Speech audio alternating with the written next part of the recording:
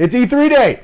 EA goes live, as you can see, for an hour from now. So we're just going to chit-chat about things that we hope to see at the EA conference here. I'm excited for Anthem. It's pretty much all there is for me. That's all I can say about EA actually coming out with, other than a football game. Yeah. You know, sports games, there's going to be a few of them there, and, you know, some of them will be interesting. But, you know, I probably won't play them. I won't play them at all. Yeah. I don't play sports games. Yeah. I like the older sports games that were a little bit more funsy. Tecmo Bowl. Yeah, Tecmo Bowl is real good. Tecmo Bowl is real good. I like NBA Jam, but that's more of an arcade game. It's good stuff. Folks, a lot of folks are going to be really excited about that. I actually hear good things about 5. It's supposed to be better than 1. Surprisingly, I don't see how it's possible. I mean, Battlefield 1 is probably the best Battlefield that's came out since the originals. Mm-hmm. And it's going to blow Call of Duty Black Ops 4 out of the water. Yeah, I kind of see that happening. They've kind of built a bigger fan base over the years anyway, haven't they? Mm-hmm. Yeah, so Call of Duty, they still have their original fan base, and then of course you've had the ones like me who have just completely dropped off the map with them because of Modern Warfare 3 Plus. Ghost, oh my god, Ghost was terrible. Black Ops, hate them. yeah. I'm streaming Black Ops right now, and I'm not the biggest fan. One of the things that happened in my Black Ops stream is I got about 10 minutes into the game, and then there's this big firefight where a guy's supposed to come help you out. Mm-hmm. And I kept failing the fight. And I was like, crashed.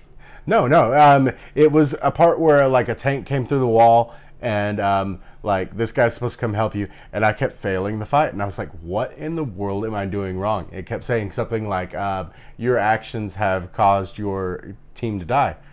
Come to find out, it was a big glitch that was not letting me progress. Oh, I was mad because I was sitting there being like, oh man, I shouldn't have even done this. Oh, I shouldn't have even started this because I looked like a freaking idiot. Black Ops does that. Yeah, so They do that so well. not very happy with how buggy that game seems to be already. Yay, Infinity Ward. No, those ones are Treyarch, the folks, the Neversoft folks, you know, that used to do the Tony Hawk games. Treyarch, yeah. So Stick with your skateboards. yeah, right. Make a good Tony Hawk game. Like when Tony Hawk 5 came out a couple years ago, I was really excited about that, and then I started reading reviews, and I said, It was "Oh, okay, no." I would rather go play Skate 3. Yeah, a lot of people like Skate 3. That's gotten really popular over the last few years. Well, in my opinion, Skate That's 3, an EA property. Yes, it is. But Skate is an EA property. in my opinion, Skate sucked. Mm-hmm. Until 3. No, even in 3. It still sucked. That's just my opinion. That being said, I would rather play Skate 3 than I would the new Tony Hawk game. Fix your shit. But that's entirely possible. We've heard about Skate 4 for years. It could happen this year. It could. That would be something that I would be fairly excited for. That would be something that I would honestly try out because I've played all the skates. Yeah. I'm a little fuzzy here. I'm going to mess with a little bit of settings, but we'll just keep chit-chatting. We got 49 minutes left. Oh my, 49 minutes. Excuse me. A little fuzzy. Dig this out and See how this goes. Yeah, that's better. Yeah. I've still got this shadow between us. I'm not quite sure how to fix that, if it is fixable, but it's not a big deal. I changed my lighting setup today. I've got some brighter lights on the green screen, and then I have a big wide softbox in front of us. We're not near as shiny as people today. We were pretty shiny in that stream last night. yeah, that was because we had all 4 of them beaming directly at our faces. Yeah. That was definitely interesting. And then this, and I guess it's not really showing on the screen, so I guess that's not a big deal.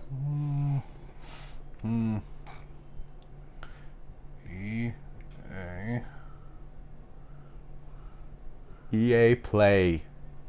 That's what they call their little EA Sports. It's in the game. right. No.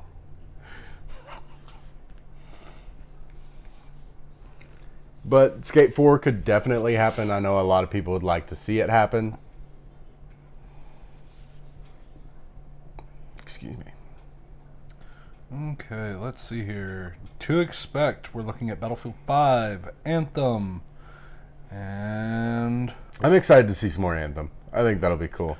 me too. I think that would be great. And those are the only big names that they're actually saying. Yeah. They're not talking about Madden. They're not talking about... It's going to happen. Yeah, it's You know, it's a yearly, annual franchise. It will happen. But, you know, a lot of people just buy Madden every year. That's, you know, if they buy nothing else, they buy Madden every year. And That's how EA makes their money. I've bought a lot of Madden games recently. I bought a big stack on PS3. I just finished my loose Madden collection on the Super Nintendo. Very excited about that. Now I need to get some boxes. I've got 3 of the boxes so far, so I'd be pretty pumped for that too. I'm very happy. My Super Nintendo collection is really coming along.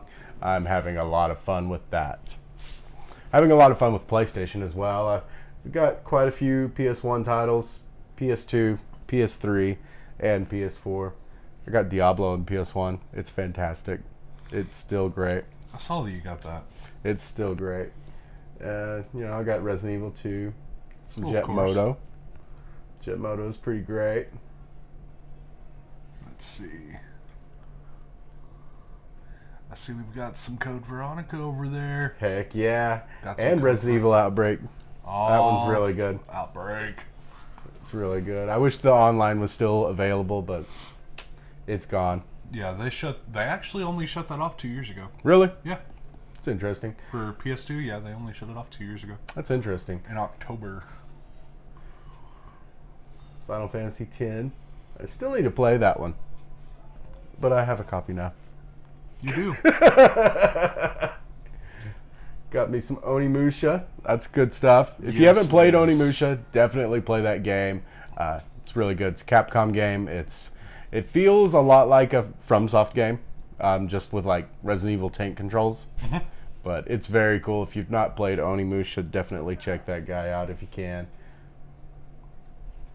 Speaking of Onimusha, when was the last time you heard the name Brave Fencer Musashi? It's been a while. I don't know if I've ever messed with anything in that property. You like that stuff? Is it I good? actually do. It was actually a great game back for the original PlayStation. And if I'm not mistaken, Brave Fencer Musashi was done by Capcom as well. Either that or Konami. One of the two. Yeah, and good luck getting anything out of Konami anymore that's not a pachinko machine. I like Pachinko.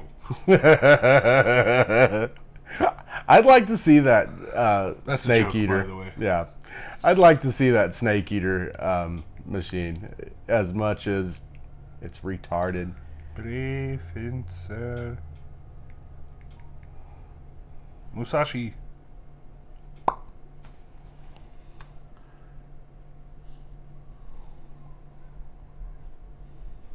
Square. So it's an RPG type deal. It looks cute. Apparently they're doing a reboot Okay. for the PS4. Okay. Don't know when. Yeah. Telephone is ringing. Better yours than mine. It's my father. Give me just 1 second, guys. I'll be right back. Here. Sally forth, sir. Sally forth. Hey, what's going on? Yeah, finally. So, I'm absolutely hoping that EA does bring us something good besides Madden, other than Anthem and Battlefield 5. I'm really hoping, really hoping that they shine today.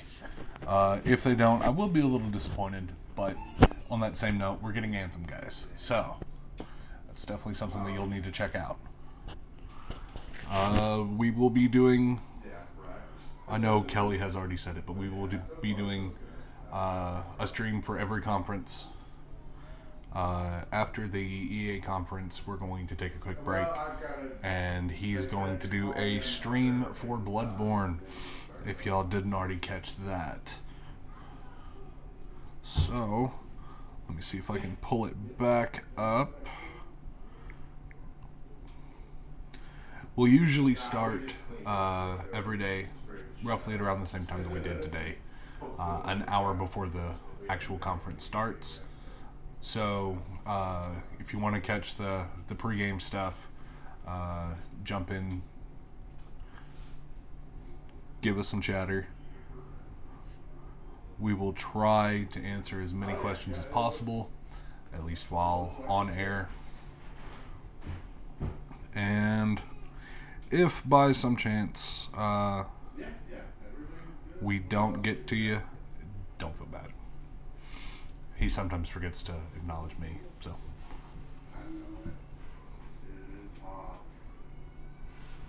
Boot boot boot boot boot boot boot boot boot boot.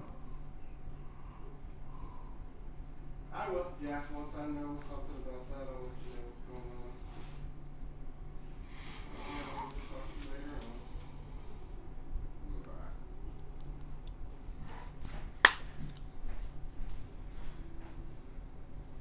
Hey, Mr. CEO, Beat 'em Up Joes. What's up? I just realized we don't have a chat up. Yeah, we can bring chat up. I don't know if anybody's hanging out in there, but we will definitely bring a chat window up. Better to be safe than sorry. Yeah, yeah. So it's probably screaming at us right now. Probably calling us a bunch of losers. Let me do this. I'm gonna bring up a chat window. EA at E3 2018. Beat 'em Up Joes! Yeah. You want your microphone back? Yes. I forget microphones all the time. Microphones are a thing. I know it. It's kind of important. They kind of are if you want them to hear you. Okay, let's see here. Excuse me. I feel like they can barely hear me. That's okay. Yeah, I think we are heard. No, I'm watching the Mix Auxiliary in the middle. Huh? When I'm talking every once in a while, it just drops to almost nothing. Huh. But that's because I kind of start off loud and just go to soft. We can turn up the volume some. Yeah, that's better. Okay. Alright. Yeah, there's nobody in the chat right now, so thankfully we didn't miss anybody. Let me go ahead and... Yeah, I'd feel really bad. Yeah, that'd be kind of a bummer. I usually do feel really bad about it. Especially during my streams, I just get so into the game and I know I have my chat just over there in the corner. Oh god, I went to only my head. Yeah, I've gotta wiggle some stuff around. So bear with me, guys. This is... Oh god, we went to mirror. It's a mirror. Oh god. But oh man, I'm gonna have to resituate that, but that's okay. beep. Closer to it, I'll resituate this guy. Transform Voltron. Actually, I think I can do 2 of these. So let me go back here and make sure that this is still where I want it to be, and I think I can do 2 of these.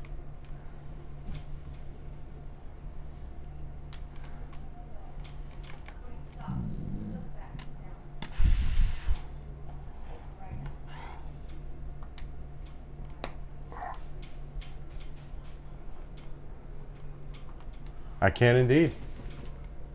That's awesome. So now I can grab my chat window. You know, with all that was popping up on the side for the live chat, I was gonna say, if that's actually what's going on there, we have an issue. Because A, you now have probably as much viewers as Ray William Johnson himself. need to go to 800. Yeah, I would love to see my chat blowing up like that, but not quite there yet. You'll get there. Oh, yeah. Usually I've got one person in there and he's just trying to talk to me about how he's streaming and I'm streaming and our streams and asking me how my day is, and that's really Yeah, it. And yeah. then he jumps out. Yeah. I've got a few guys that hang around quite a bit. Cosmo and King Arthur. They're cool dudes. Does King Arthur have Excalibur on him? I'm not sure. We will need to find out. That'd be kind of scary. Otherwise, I need to send him to Britain to pull it out of the damn stone. Here we go. And then bottom. 1,000! No, not 1,000. Okay. That's actually perfect, I think. Yeah, yeah. So there's 3 you guys in here right now. Thank you for joining us. I'm going to just kind of hide this other display capture for right now. And hide my face. Yeah, I noticed that. Let's see here. Let's shrink it down a little bit and put it in the middle like we did last night. That's fine. I think that worked out pretty well. Thank you for joining me, guys. Like I said, I'm going to pull up my phone. That way we can keep an eye on that timer.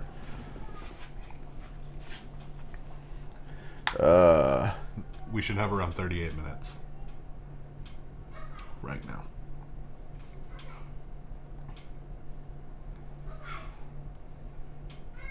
It doesn't play that timer. Check your YouTube.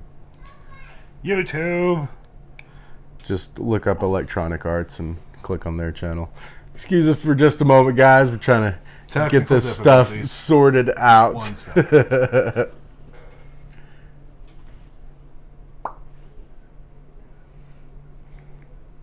Oh, there it goes. Never mind. 36 minutes to go. 36 more minutes to wait for E3 to go live. And I guess I could just pull that timer up here. You really could. Add one more of these guys. And you could make it a little bit smaller up in that corner. No, because I actually have to keep that screen going. I forgot. Because if I change the screen, it will take that away. So Yeah, I need a third monitor. Yes. It's always solved. First world problems. Yes. Said no one.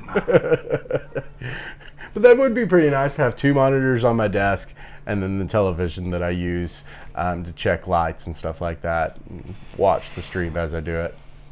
That would be pretty snazzy. But like we said at the top of this show, EA is going live in about 35 minutes now. We're excited about Anthem, Battlefield 5 tentatively. I'm not a big shooter guy. I don't really play the Battlefields. I don't play a lot of Call of Duty. So I know a lot of people are going to be excited about Battlefield 5. So that's going to be a big one. And we were also talking about the possibility of a Skate 4. Would be cool. It would be really, really amazing for them to actually bring back out Skate. Mm-hmm. Definitely to see what kind of graphics they're going to go with and who they're actually going to put in it this time. Yeah. Because if I'm not mistaken, in Skate 3, they had pretty much everyone from the Tony Hawk Underground franchise in it. Maybe. I'm not sure. I never played those games. It's been a while. Yeah. Like PS3 while. Yeah.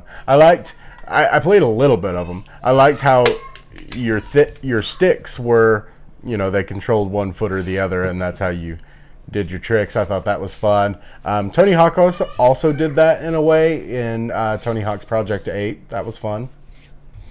I liked that. Never played Project 8. I like it. I got a copy of it recently. It's down there somewhere. PS3. Somewhere.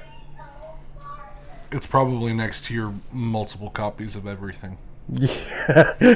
I've got like 3 copies of Red Dead down there. I see that. Because when I and 2 copies of Motorstorm. Yeah. Well, one of those is actually a not for resale Motorstorm. So why do you have one of those? it came with a system that I bought, so I was like, okay, I'm okay with that. So, MotorStorm's not a great game, but No, it's not.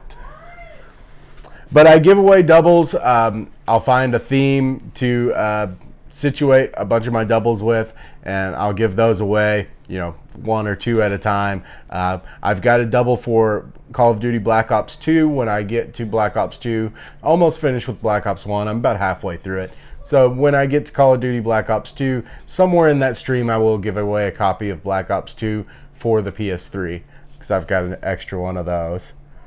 I think I've got an extra Skyrim down there. You got an extra lot. Yeah.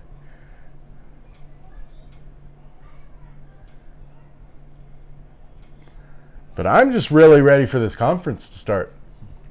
I'm ready for E3. I'm pumped. I wish it wasn't just EA today. I would love to see, a PlayStation on the first day. That would be great. But, we have to wait for Monday for PlayStation. Square Enix on that day as well. Mm-hmm. That's going to be a big show. And then tomorrow we'll have Microsoft and Bethesda. Yes. Those are going to be great shows. I believe Devolver Digital is also doing a show tomorrow.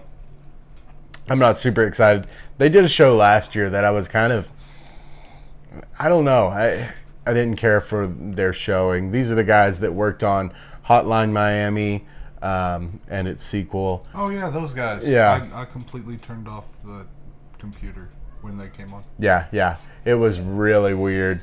It was really interesting, but it just wasn't anything that I was really into watching. And then I really want to see what Capcom's going to do. There's my wonderful wife. Hello. Hi. So I'm really excited to see what Capcom's going to do this year. Like we talked about yesterday, we've got Monster Hunter coming to the Switch. Absolutely. Classic Monster Hunter, not the Monster Hunter World style. So that's going to be fun.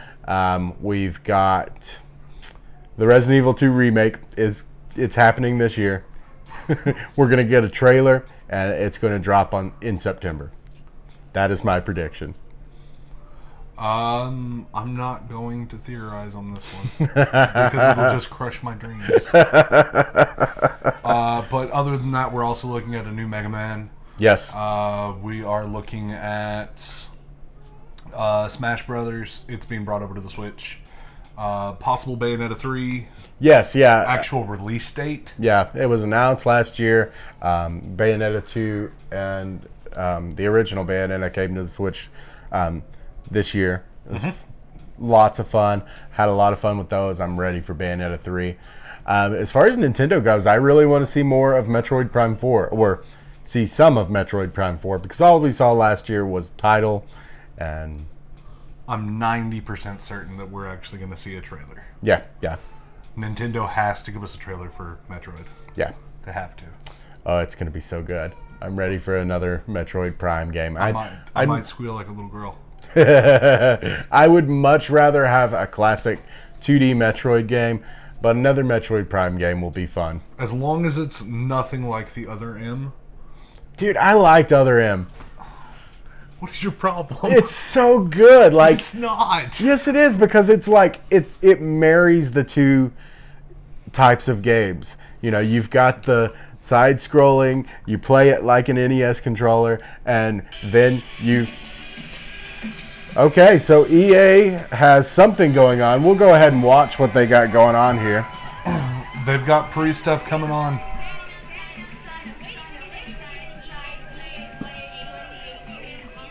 I'm hearing double.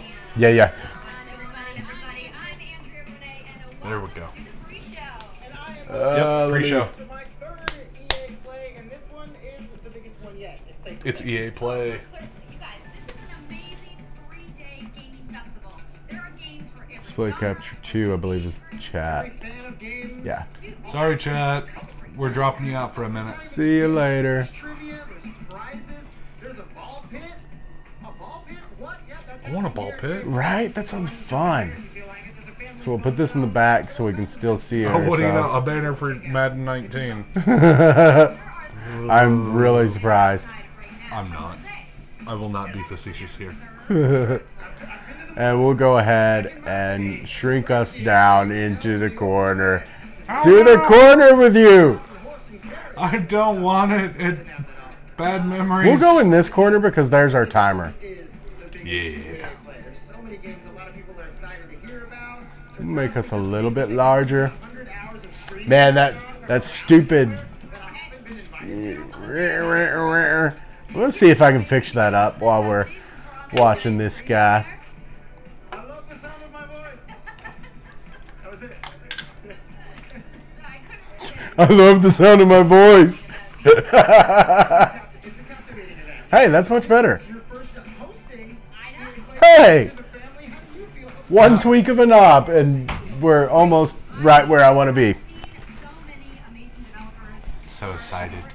I am pumped, dude. It is E3 2018. I'm so excited. I won't lie, I didn't think I was going to live this long. Oh, man. I thought either my dad was going to kill me or My body was. One of the two. Something was going to give. I want to pop into my stream and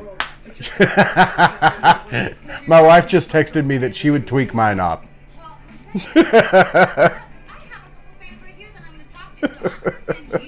Because I said that about tweaking that knob. It's pretty funny. Got that humor. Yeah, she's funny. She is hilarious. I'm going to pop into the stream here, make sure that we're getting audio from the audio source. This expert from the dynasty. She is hilarious. So I'm gonna pop into the stream here, make sure that we're It's very, very soft. audio source. So I got the belt. Everybody knows I'm the chick. Yeah, that needs to, volume needs to be bumped on that. Sea of Film guys, so I can't wait to see what they did with the gameplay for Sea of Film. But of course, I love Mud too, so I know it's going to be an exciting year for Madden 19. I can't wait. That's some surprises in the show. Well, have a great time at FanFest this weekend, and we'll check in with you in a little bit. All right, so we got some more people here. Hey guys, how's it going? What's your name? I'm Josh, aka Tank87. So Josh, I see you're wearing a Titanfall 2 shirt here. You a big Respawn fan? Yeah, I'm a big fan of them. I mean, the first and second game, especially the second game. I mean, Let me they were just see here. You know, the campaign for the second one was just like, they hit you in the gut. I feel like he doesn't know what he's talking about. A dice lanyard on me. I got this. It's very possible. Dice Sweden. I won that sweepstakes about 2 years ago with Monster, and I gotta go 5 days. All expense paid trip, and Dice treated us like better than Rockstar. There's gotta be some better than Rockstar. Is that what he just said? Yeah, he apparently DICE treated him better than Rockstar did because he got all that DICE memorabilia from my sweepstakes and got a paid vacation out of it. Just to see the familiar faces. Okay. It's like it's just awesome, you know. I'm really glad. I think I've got some feedback in here. They are showing in the press conference. So I'm going to let you go in and enjoy the fan fest and have a great weekend, man. All right, we got a couple more here. I would love to enjoy it. Matching jerseys. What are your names? My name is Jacob, aka Lord Jacob 97 on Xbox. Greg, aka Space Cat on Xbox as well. Well, clearly, you're here to play FIFA. I'm ready for the kickoff, and I'm also ready for Ultimate. You know what I think that is? I think that's audio coming through our microphones. I was happy about that. I'm It could be. excited that they're gonna do that. Yeah, I think that audio is coming through our microphones, so I need to figure out how to get I mean, you know, they're this audio in. spotlight. No? You don't think Maybe so? I have to add. Oh, look at that! You guys are repping. That is amazing. So, when it comes to FIFA, are you guys Yes, kind here of we at go, the top okay. of the class in your group of friends? Are you in the middle of the pack? It's okay if you want to lie. I would consider myself at the top of my friends. I mostly play Ultimate Team, so I'm not at the top division. I'm on Division 4. I'm making my way up the top. There we go. Sorry about that, guys. At least Just a compared to little him, bit I'm a of little better than him. technical I- stuff. I'm yeah, not a I big usually just technical like, guy, as kicking you off guys with know, friends. so. Friendly matches. I'm not into competitive, but I like playing with my friends. It's a great game. There's nothing wrong with playing with your friends. Well, guys, thank you so much for chatting with me. Have a fantastic time at the Fan Fest today, and we'll see you guys later. All right, I can everybody. So probably I am about to even- go check out some other stuff. So that means that I'm gonna go see what my buddy Jose is up to. Jose, what are you doing over there? That's right. I am here in the Madden Mobile area, and now we're going to find out Okay, I exactly think what's we're taking Madden perfect Mobile now. this year into So, Overdrive. I think so. Let me get rid of this guy. Yeah. There's 19. Who's Madden? Yeah. All right. Now, this is all pre-game, pre-conference stuff. EA Play. Good, thank you. Is there still that feedback in there? Is it echoing from the audio coming out of the computer? Anything like that? Or does it sound good? That's right. This year, Madden NFL Mobile becomes Madden NFL Overdrive. I am here with Mark and Joe, and they're going to tell me exactly what is going to take this mobile version into this Overdrive. What does Overdrive mean to Madden Mobile? Well, one of the coolest things about Overdrive this year is that we're actually, Seriously? what we've done is we've installed the next generation of graphics engine. So, like, the whole game's going to be totally different. So, new Madden physics, Mobile? new animations. Yeah, I you're gonna think use this has faces gone for the on first for time. Really, years. when we talk about I've Madden never Mobile, messed it's with gonna it. feel like But I think this has actually gone on for It's gonna be awesome. years. That's the first thing you notice when you look at the game. It's definitely That guy catching up has to those an awesome console-style beard. graphics. How are you guys? He does have a pretty thinking good beard, about doesn't he? tablets and mobile I like the devices and putting these bald graphics head on dude it? too. It's not what we've seen in the past. No, it's Good not. looking, strapping It's a lot of gentleman. work. Makes me miss my beard. But we've done an awesome job Short with it. answer. And Yeah, I'm we've done a lot fuzzy of great again, so I've got to job with it. And fix then, of course, that we have again. the new head-to-head mode here, which is called Hopefully Overdrive this as is the last time. Last time. Because the score is 339 to 102. That's right, it is. There's something not right about that. How do you have so many points? Are you just that good? at I'm that good, yes. So There it is. the cool thing about what's the goal of Overdrive, the new head-to-head mode, is that you have to score more fantasy points in 3 minutes of real time against your opponent's preset defense. So you're getting points for every little thing that you do. Things like every rushing yard and every passing yard, you're getting points for, compared to just like traditional football things like touchdowns, field goals, extra points, stuff like that. So the score's accumulated fantasy points. Now. Yeah, so a lot of action, a lot of point swings, I stuff don't like that. want this I was going to say, beard. you have 427 points. How many touchdowns is That's that? probably close enough That's a lot. for That's a lot what of touchdowns. That's a lot of I've got touchdowns. set up today. One of the things I noticed about is let's Sounds talk good about, now. captains. It's You guys clear. were telling Cool. me earlier So there's gonna be hopefully awesome. you guys are hearing this good, and wife says it sounds pretty good, but we'll get better at this as we go. Because my captain is Russell Wilson. I'm Little rewarded hiccups every now and again, It's and my no problem. I'm You'll rewarded for learn from passing the your ball hiccups. more. Whereas Mark, and I just threw an interception. That's so bad. See, I told him. That's why I said sorry. I knew it was going to happen, Russell. Mark is over here as Alvin Kamara. Yes, This I is one am. thing that I was And worried just about, took it though. all the way The down. resolution That's so bad. of was the 100 screen, or is Yeah. it So just he's kind actually of the incentivized way to that run the ball more. looks? So, and again, because of that, we actually you have talking about all this different up strategies. Uh-huh. I'm more of a It's just how it passing-based team, and his is more of a running-based team because I score more That's points. its actual And so resolution. there's lots of different captains, Not lots of easy ways to that you can run your see. team to score the most that's points in actual 3 minutes of time. resolution. And is there That is there tells you specific how bad. captains for each team? Is that how it's Let's going to be played out? Or try- you guys like, can I choose my own I'm gonna captain? try it Choose your own this way. captain. Like, Okay. you choose, I choose think your own one this to will augment actually your work. team, whatever works for you. All right. So, and when choosing different captains, how is that going to affect the way Go I play or he ahead plays? and Or you play? So again, so if I'm running the ball, or if he's Turn running the off piece out, my Mark's coach, he's going to be running the ball a lot. cropping And then stuff another thing he's going to be able to do is it also and affects just some of the different use tactics over here that he can do to sort of mess and change how his defense plays as well. their default. Now, one of the things I noticed that I think when you this look will at the screen, probably there's be a little meter easier at the to bottom. see. What's this meter all about? Yeah, that's right. So one of the things, and man, you just totally Just, that woo! was- That is Almost at 1,000 something. points. That's all good. But yeah, so one of the things the meter does, it allows you to fuel those different tactics that you can use. So if I'm getting alerts in game saying, hey, like he's running the ball a lot. What I can do is I can use those tactics on the right side of the play call screen to adjust how my defense is playing to try to slow him down, like prod the box and basically adjust to what he's doing to try to slow down his point total. And he didn't. At all. He Yeah, only not a little lost bit. by 600. That's right. It's It like was you were, close. it's like you were the I captain, think he was that's the much dunce. better. Yes. That's how many points you lost by. But so tell me a little bit Is just quickly that the about fool. Yes. the gameplay All right. style So when I playing think against we each are other. much better How does that now. affect the way I he was a plays little against afraid you of and, like, a little are you getting bit notifications of when he's resolution scoring, or issues is it just like with you my just score that much. I mean, he did. 4:3 monitor over there, Yeah, and yeah. I am seeing what he's most doing as we everybody go back using and forth, and, 16:9 over the closer widescreen game, I would stuff. see these wild swings back and forth and scores. But I in think this it looks case, pretty I good know now. Audio's Audio's good as far as we know. Defeats. Not in this case. Microphone's a There's little lot- hot. Yeah, but there's a lot going on back and forth depending on what captain we chose, like that interaction. Turn down back that and forth. microphone That's just a yeah, little critical. bit. Kind of your success being able to win in a game like this. So I have to ask quickly, who's your team? My team Okay. is the Titans.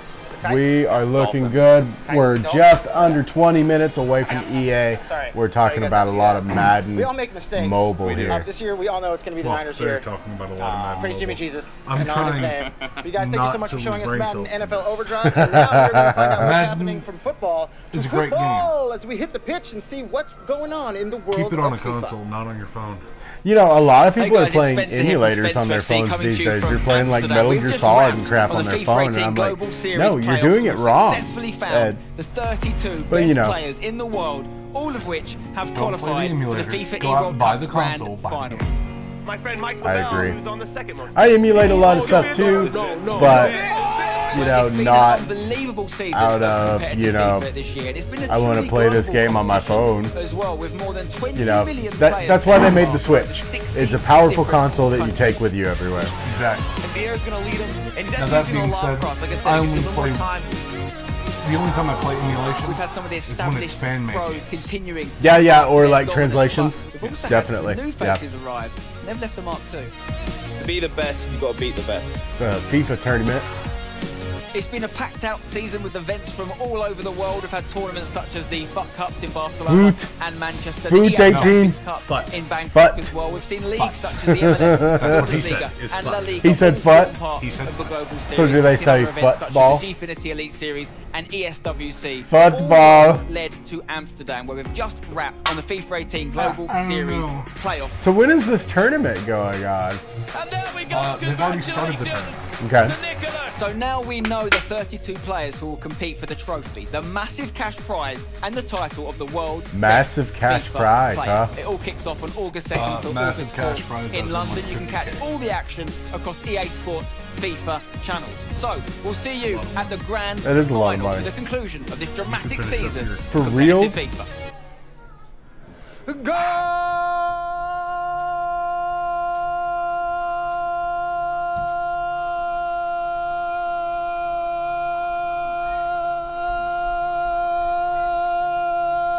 What? It's a goal!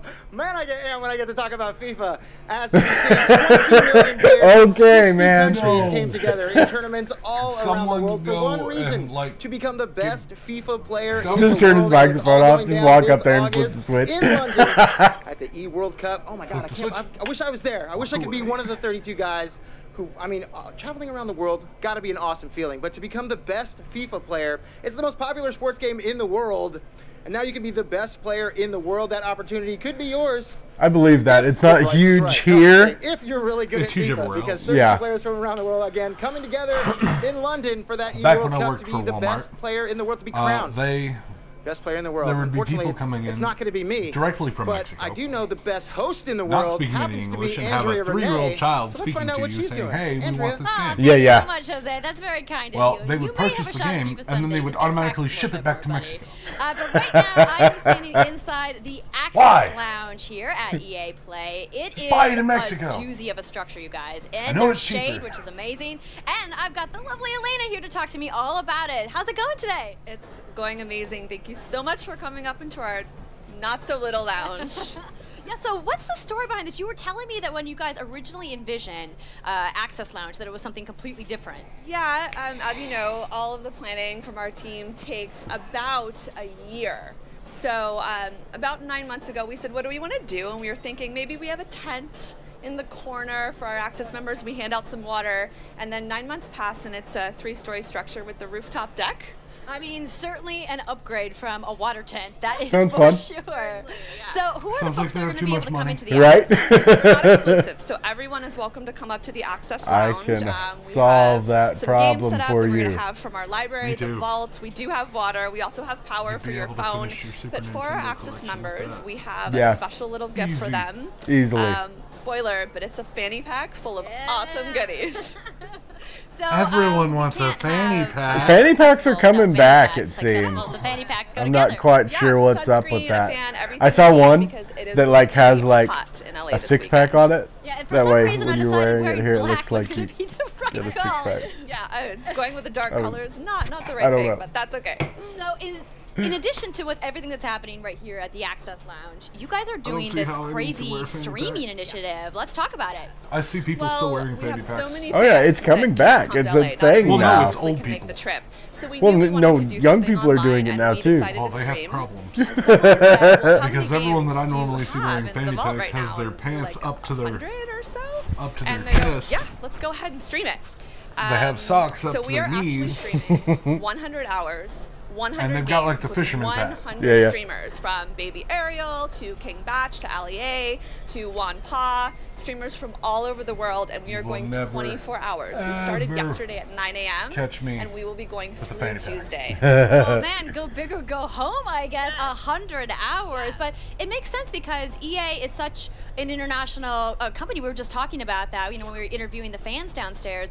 There's clearly going to be people awake in all these different time zones. Yes, thankfully we had so many streamers that were like, give me the 3 a.m., give me the 5 a.m. So thank goodness. You can check that out on twitch.tv/EA and look for our hashtag UnlockPlay to find all of the amazing streams we have going on. Awesome. Well, before I let you go, I gotta know, of this 100 games, you gotta have a fave, right?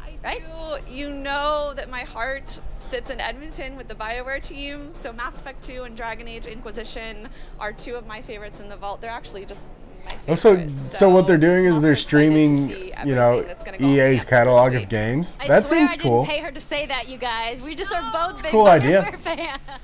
Well, Elena, thank you so much for talking to me today. And don't forget to check out that 100 hours, 100 streamers, you guys. It's going to be amazing. 100 So right hours. now, I'm going to head inside the Palladium to get ready for the press conference, which is going to start in just a few minutes. So I'm going to send it over to Jose, who I believe is in the Sims booth. Jose, what are you doing over there?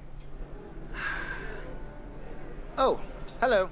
Sometimes you have to stop and smell the roses. Here at the Flower Wall in the Sims booth. That's right, we are talking about The Sims. I've made my way to the Sims booth. And what do we have over here? A couple of game changers, Deli and James. How are you? Nice to meet you. Nice to meet you guys. So tell us a little bit about who you are and what makes you so prolific in the world of The Sims. I'm Deligracy, and I'm a YouTuber and streamer, and I make Sims videos mostly. I'm James Turner. I run a channel called The Sims Apply. People like and The Sims. Yeah, play They The really Sims, do. build houses. I love to design some cool things in it. Maybe So we obviously, should new start expansion doing is coming. some streams. Seasons.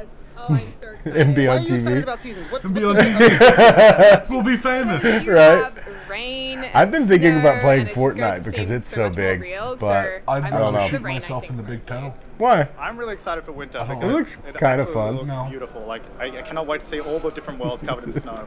And when winter is It's- coming, you build know what buildings, happens, right? you shoot It's people, going down in the people world of see The where Sims. you're shooting That's- from of course. to where your bullet's going. So tell me a little bit But about it's the Thanos. aspect of adding something like Seasons. I mean, what does that do to the overall world of The Sims? Because there's been tons of expansions for The Sims, but how is Seasons, do you think, going to change I things? don't know who you Well, are anymore. I mean, it's a life simulation game, so it simulates life, and having weather in the game just makes it feel so much more exciting and real, and you just get into the game so much more. So yeah. I mean, one of the big aspects as well is adding in a lot of holidays now as well, and customizable holidays. So you theme them around the seasons itself. So you have the winter holidays and the summer ones. You have a Move lot your of black different, shirt. parties that you can now throw, experience. Can we add some overcast to today? That's not Could you doing do that in The anything. Sims to make it a little cloudier? Because it's hot as Oh, well. hell out. It is. Yeah, I hot, think it's wish. just the shadow from being It's obviously not close installed to each yet other. here at EA Play, but, But hopefully it's soon. better than it was. Well, so funnily enough, it is. I'm on not going the to worry about computer, it too so you much. can play This it is my if you're first year EA doing E3. But not the real I have life. no idea what I'm doing right now. True. And if you're Do not not here feel bad, and getting Kelly. the Do chance not to play, feel bad. you're I'm streaming right there 100 with you. hours I'm usually just watching. of I'm not EA even- games. Yeah. I'm usually not And up that's going to on be a the part of it, so people can screen. get a little sneak peek Yeah. about what you see in Seasons. But this is really cool. Possibly It's Seasons. very fun. I I'm really myself digging am the streaming green tomorrow screen. with I'm Lil not Simsy, another completely- Big Simmer, and Baby Ariel. I'm I'm not And I don't completely- know if we're going to play Seasons, but Am we'll I be playing some fuzzy Sims completely? content. So it's gonna be fun. Trying to That's keep what all the she secrets said. for themselves. Oh yeah, I'm That's just fuzzy how it on is. my shoulder if you could here. trip Seasons, you would. Yeah. Oh, absolutely. It's not. 100%. There. It's not the biggest So deal. what got you into The Sims? What is it about Could The be Sims worse. that keeps you coming back Could for be each and every better. expansion? Yeah, I mean, I've been playing since the It could first be Sims worse. came out. I think James as well. I think it's 'cause my My shoulder- dad brought it no, home one it's day, just- and I would just play it's it just a every shadow chance of I some could. sort It's that just I'm like not a creative outlet, and getting it's so rid much of. fun. I bet. Again, you know, that like it's what is it coming about that from world your of getting to chair. create your own world, Yeah, create your that's own atmosphere, now getting to my create your own guess as seasons well. and tweak that a little bit? How does that make you feel? Like, what keeps you coming back? It's the creativity for me. Like I've always growing up, I love building with Legos and all that I'm kind of gonna stuff. So make being able a to create your building own on world, The craft it, Sims. tell stories with The Sims No, the you way make you want people. to. And now being able That's to doing control the whoopee. weather and just adding that into all that Yeah, makes I don't know. super It's a little exciting. bit It's better. freedom to be able to Somehow do you what got we taller than I did. Yeah, you can It's a scoot sandbox up a little game, bit. so you get sick of something, you knock No, it no, down, you you pull your start little- again, like Well, it no, never I- ends. So what's been your, Oh, your just favorite get closer to the expansion so camera. far? That Ooh, works. that's a tough one. Yeah, I think Cats and Well, Dogs thanks for was letting pretty me know, cool 'cause dear. You got to have pets and a new world, and that was a heap of fun. Probably Cats and Dogs or City Living, where you can live in like big apartment buildings and City go to living. festivals. Yeah. For me, it would be Get to Work so far, because able to run retail stores, so you can become an entrepreneur, sell whatever you want from the catalog. I always love that aspect of the game, being able to make my way in the world. He's like, I love playing games because, you know, I love the job part of it. I love getting to work with my Sims, putting those Sims to work. Lazy Sims just lying around. Well, now they get to lie around, and hopefully in the sun, maybe a little rain, maybe you like lying around in the snow. Yeah. June 22nd. Snow Angel. I'm gonna sit on my You can make computer snow playing angels. Sims, making See, my that's Sim what I'm in work. for. How exciting is that? So June 22nd, you're going to get your chance all to make doing snow that. angels when the Sim I'm gonna Seasons make sure that I have a expansion pet at home hits that's everywhere. not Thank you burning guys so my much. place down. Thank you. And thank you. Hopefully you guys have a great EA play. And now let's Oh, talk about I exactly could see what how I'm that would talking be about with fun. this trailer for the Sim Seasons. I used to like playing Sims. I used to play it all the time. Sims 4 Now, I know nothing about The Sims, guys. It's never been my type of thing, so I have no idea what this is. I know a little bit about The Sims because, like I said, I used to play it. Pretty much what it is you create your character and you interact with everything. Yeah. That's all it is. And they just kind of do these things on their own, right? Yes. Okay. It's an algorithm in the game itself. I like the music.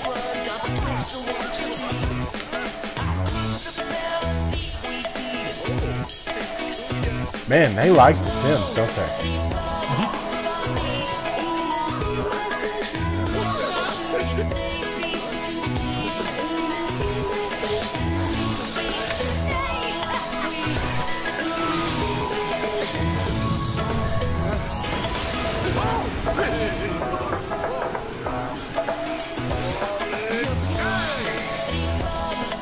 What?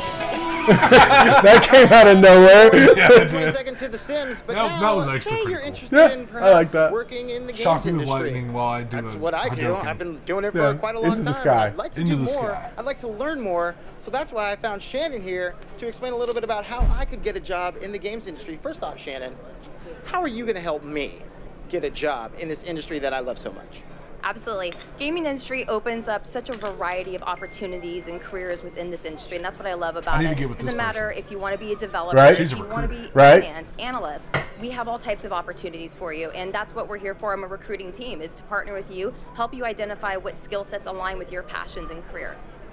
Now, is that I'm a a tough gig tester. to be a recruiter for the I video don't do games web- industry? I Because don't it do seems like, I mean, design. lots of people love video I games. don't. I assume Yeah. a lot of people I want to don't work in do the games industry. graphics. How do you find and No. pick the I perfect don't. spots for people? Well, I can do some. I coding, always but tell that's people about it. network Yeah. with who you But know I- in the industry and make sure you're engaging new people to learn from them as well. But for us, we actually just want to Tester. engage all talent. There's so many different types of skill sets I and will levels that we test want your to stuff include into our industry. all That's what makes day. it diverse, so we For a can have little such money. great experiences for everybody. As a recruiter, how cool is it for you to get to come to something I like keep EA thinking that Play and this see all hand these people just who are feed me passionate and about house video me. games and Give me you might even be video hiring games. someday. Oh, Feed it's so me, exciting. house The me. 5 years is great. Just I love knowing that give we're me video surrounded by games, such I'm creative happy. people and passionate people about the industry. And Maybe it's a just little great bit to of see a that come into our little bit of culture and sippage see what in environments there. get pushed through all the other different teams. Now, you can be a recruiter for tons of things. There's tons of jobs out there. What is it about the games industry that is the perfect place to be recruiting for? I mean, because as I said earlier, you know, there's so many passionate people, but how different is it working within the games industry than it is with some of the other industries? It's such a fun environment to be in. That's the great thing. With all the different creative people that you're surrounded by, you can learn from every day. There's new technologies going on 5 in the game minutes! It's just an exciting environment. Video game It allows you to Christmas! be an individual.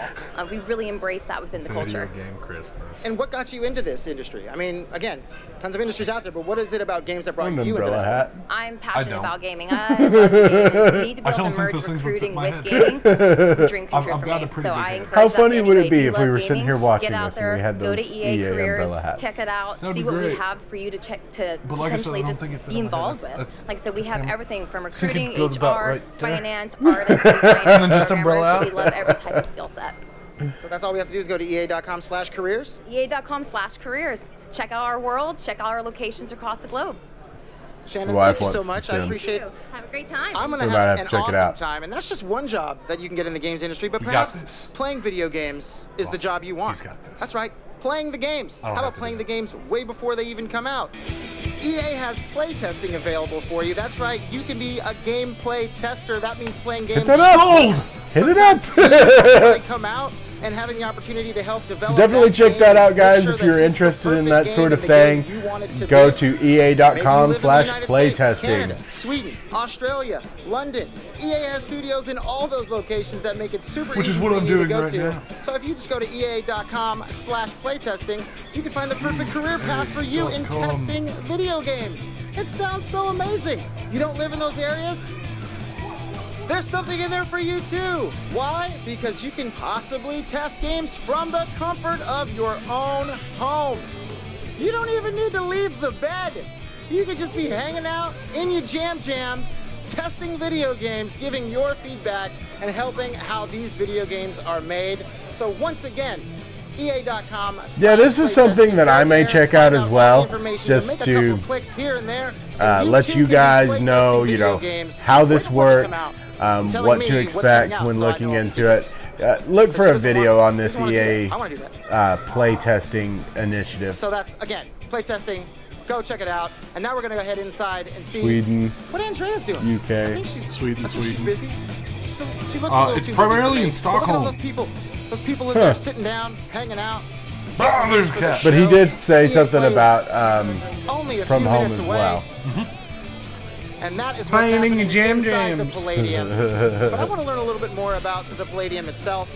And that's why I found 2 minutes! Dylan right here. Video game Christmas! All right. Tell me about the Palladium. What is it Burnaby, about this Canada. venue that makes it so special? And UK. ETA coming back for ETA Play. So the Palladium opened in 1940. Montreal, the opening Canada. night, Frank Sinatra was an opener Orlando, on the bill. USA. And since Not then, even the closer? Not Oh, even. Blue So Eyes was very the big opener? cities Opening. Redwood City, So, USA. I Since don't then, know about where it everyone's is. played here. Rolling Stones, California, Nirvana, probably. Prince, Elton John, Seattle. lately Seattle! Jay-Z, Justin Timberlake, Stockholm, Dave Chappelle Sweden. filmed a special Oh, yeah, here. so So very- about everything in between. very And then last big year, EA cities. came in for the first time, transformed the parking lot, the venue, blew it up even more this year. And so now we have this festival here with gaming, Yeah, music. check it It's a out. great time. I'll be doing a video on And you know so what I what is it find about out from the EA website Play and things that like excites that. you the most? I just like the transformation of the What's venue. that? We have take over the 60 whole seconds! block, goes down the Yes! streets. There's thousands of people that come through. I'm really have a good excited time. for They have E3 this A-list year. talent that come Not and so play much this concerts EA at night. conference, It's a really but good time. there should be some fun stuff in here. Well, thank you so much, Dylan. I appreciate Yeah, it. Anthem will be That's a little bit good. about the Palladium. And now, let's head inside and check out the show. Fun Zone. She told me to rap. I was rapping. We're still going. We're not rapping. We're still... I was lied to. Welcome to the Family Fun Zone, my friends. This is where you can get all your real racing action on.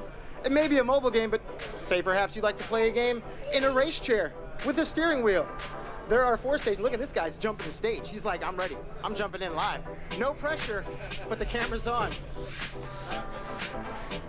There's a ball pit over here. There's food over here. We're going inside.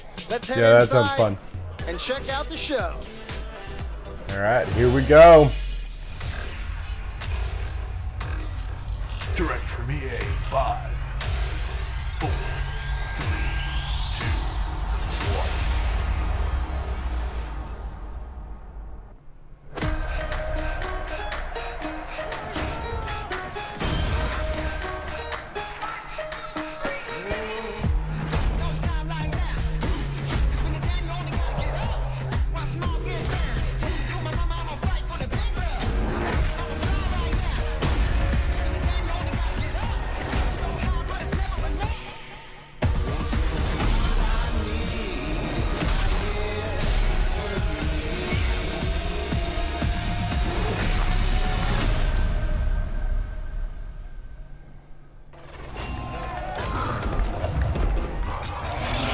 That's pretty cool. That's Anthem.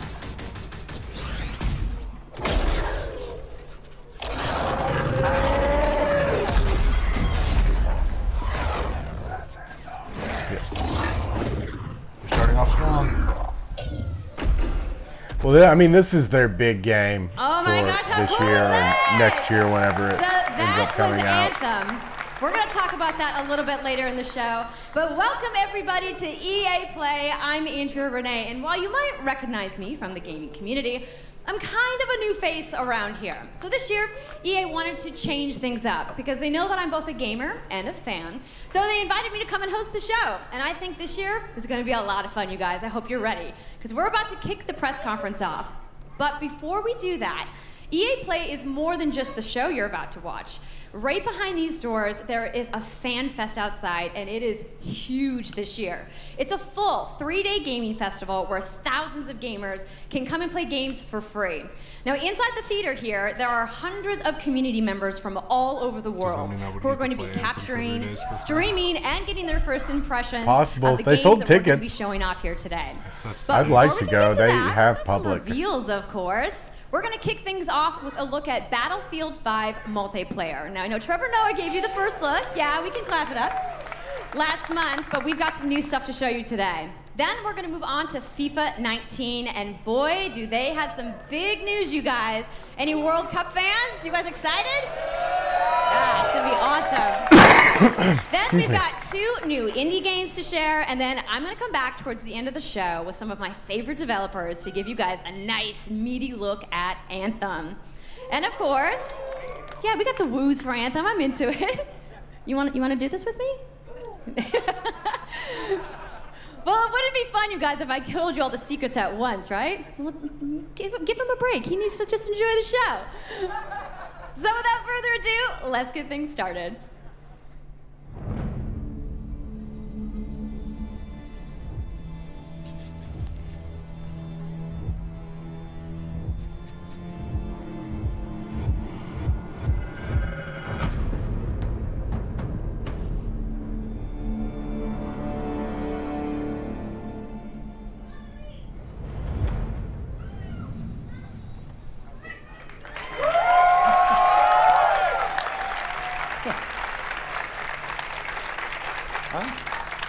Right, it's time to kick this thing off.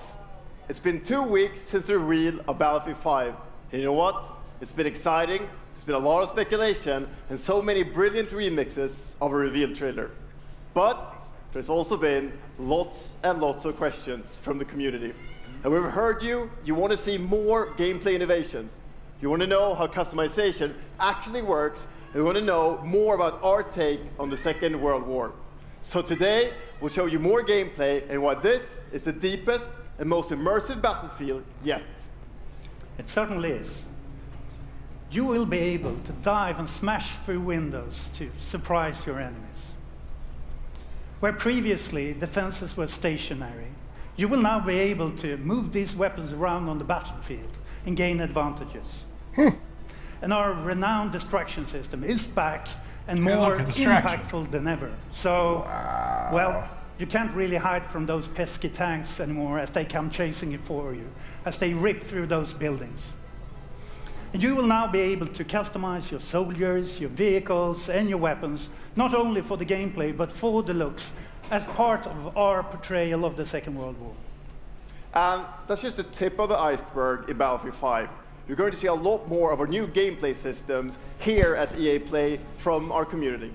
So let's talk about our single player in War Stories. Yes, let's do that.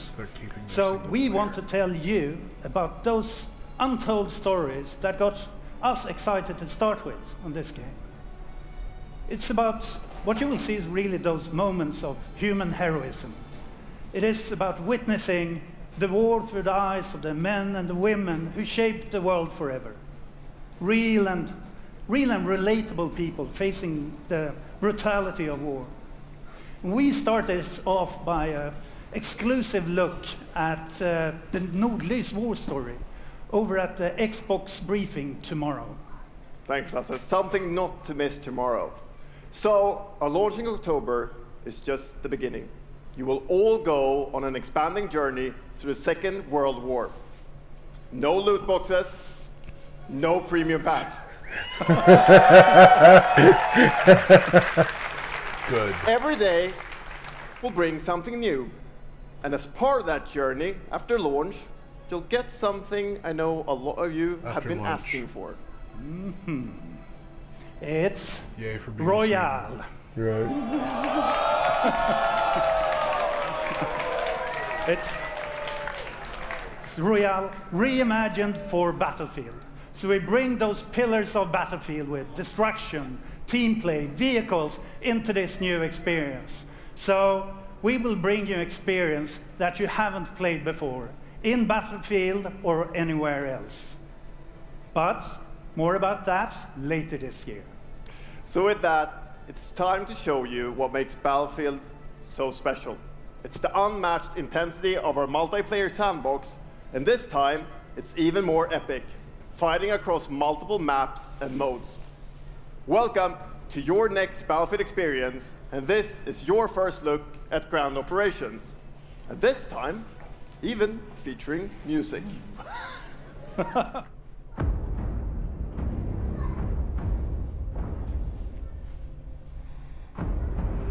It looks good.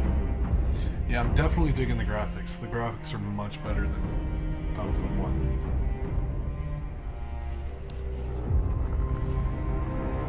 Oh, sorry. Crippled man has to adjust. A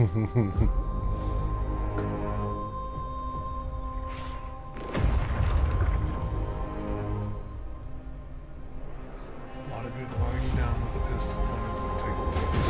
Yeah. But graphics though.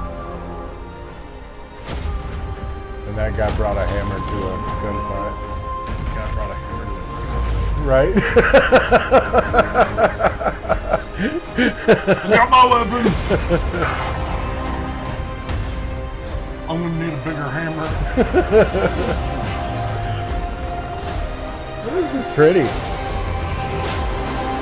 Apparently this is all in game. Oh! Yeah! That engine just shredded that dude! Apparently that is all in-game footage. That's awesome. All of it. Ikke en dråpe. Jeg elsker deg. Sus!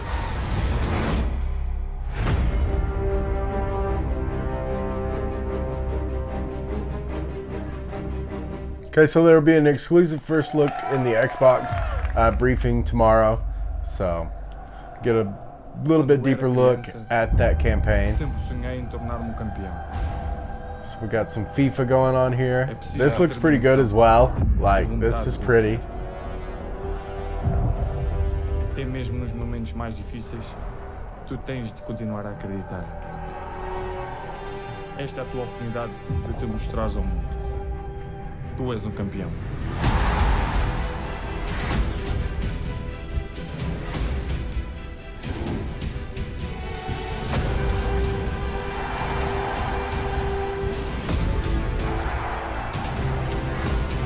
So far there are some parts in here where if you would have told me it's good, I wouldn't have missed you. Right. Yeah, games are getting closer and closer to reality all the time. Kind of crazy. And FIFA's graphics never let us down. Yeah. They're always pretty good looking games, that's for sure. Out of all of the sports games, FIFA's always looking best. There are some people who will probably disagree with me. That's what they have the right to do. You have the right to your own opinion, even if it's wrong.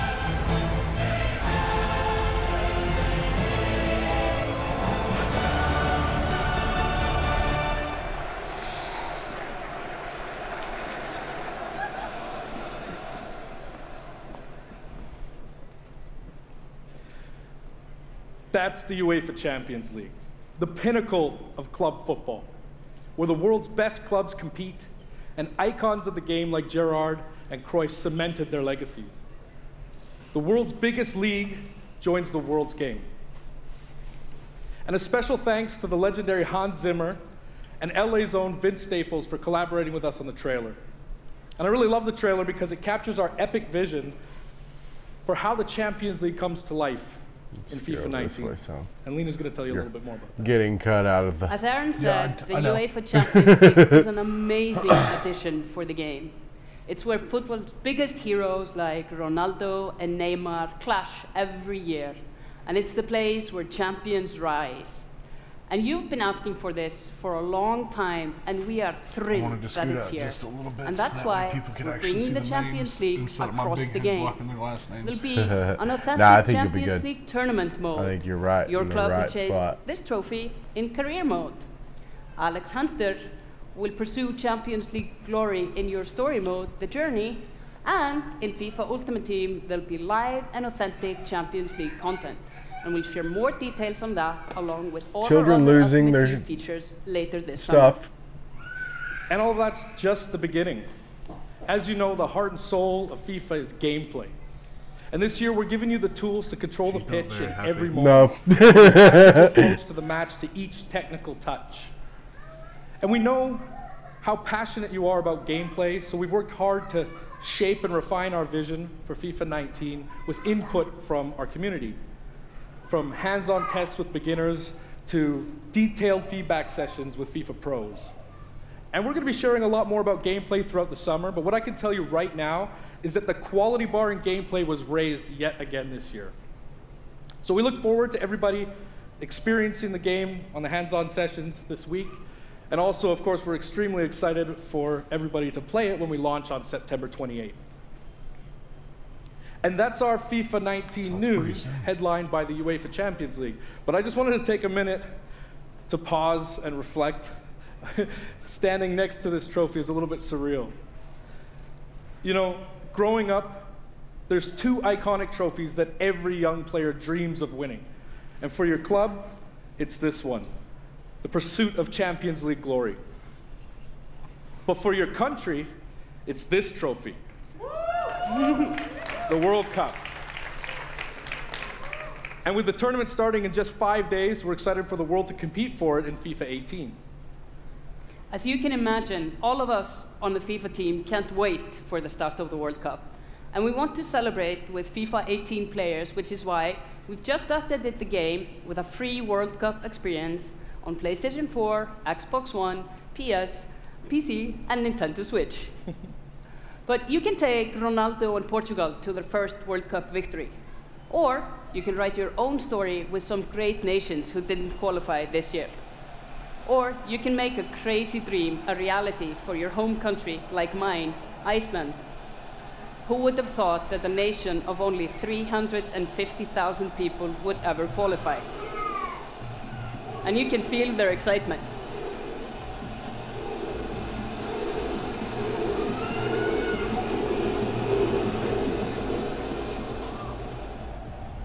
Apologies to any England fans in the room, that might still sting. And Lena isn't the only one who's excited. FIFA 18 players are loving the World Cup experience so far. But we don't want to stop there. We want to invite everyone to come and join the celebration. So I'm pleased to announce that for a limited time, FIFA 18 complete with the entire World Cup experience is available for a free trial on PlayStation 4 and Xbox One and on PC through Origin Access. Yeah, you can download and play the entire game right now for free. Yeah. So check that out if you're into FIFA. Go check it out. Even if you're not into FIFA, it looks really pretty. So they'll have a free trial for a little while. Some of the world's biggest creators. And if you are into FIFA and don't we're going to be have playing 18, live at the end of the show, this is the representing perfect their time to try it nations out. in a little mini World Cup tournament. Especially since and here this summer very will soon, bring so much more for FIFA FIFA 18's fans. price is Plenty going to be of FIFA dropping. 18 content And centered the around the trial, World Cup, I believe and we'll it's bring you actually all going the to keep your details on save FIFA data. 19. But in the meantime, like the Neo let's last all chance. enjoy the World Cup. Thank you, and auf Ravistan!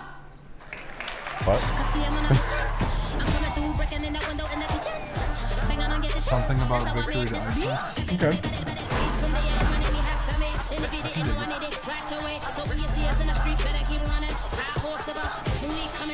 It is the big day. On the biggest stage at the World Cup.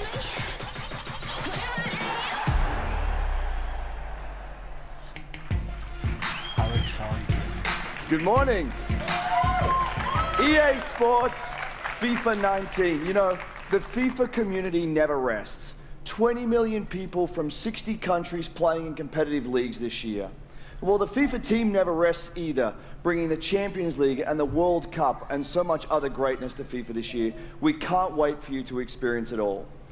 We've got so much to do here today, but I want to welcome you to EA Play. It's our third EA Play and our second one in Hollywood, and we couldn't be more excited to have you with us to share all the games that we have to show you. We've got lots to do, but before we move on, I'd like to share just a couple of things. The greatest disruption to the consumption of entertainment media in the last 5 years is the combination of streaming plus subscription. As consumers, watching movies, watching TV, listening to music, reading books has never been easier. And we believe that disruption is going to have a profound impact on our industry in the next few years. And so over the last couple of weeks, you will have seen that we announced a new team from Israel has joined Electronic Arts to help our investment to extend our thinking and extend our pioneering into this cloud gaming world. For many people, that's going to mean extending the experiences they already play on our partner platforms. For others, it's going to mean new games and new modalities of play across a whole variety of platforms. But for everyone, it's going to mean playing games anywhere, anytime. So this week, we've got a tech demo running. All of our games streaming in HD from the cloud to multiple devices that you'll be able to try out for yourselves. Now, it's not quite ready for full market prime time yet, but it is a promise of what we hope to bring you in the future. The second part of that, of course, is subscription. And we started subscription a number of years ago, and many millions of you have signed up and experienced the joy of being able to have full access to a great catalog of games. Today, we're announcing Origin Access Premier. So 3 things you need to know about it. Origin Access Premier will bring you all of our new PC games, starting with Madden NFL, back on the PC for the first time in over a decade. Okay. Then FIFA 19, Battlefield 5, and of course Anthem. And there'll be many more titles in the years to come. Yes. Second, you get access to the Vault, our library of over 100 games from EA and other publishers. And third, it will launch later this summer. So that's a little later in the year, but if you want to get started right now and experience the benefits and joys of subscription, come in and play a free trial of Origin Access, our base subscription, this weekend. Thank you and have a great show.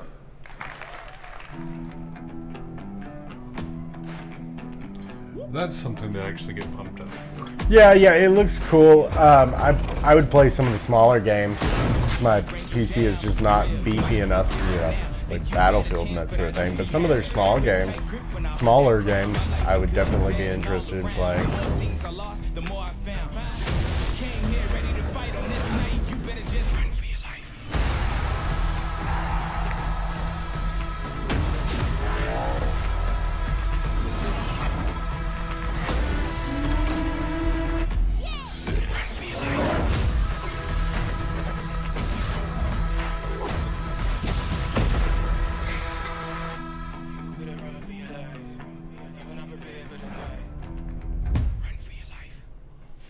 Hey everybody, what's up? So I'm here sitting inside the crowd at EA Play, and I just happened to find Mr. Vince Zampella here in the audience from Respawn.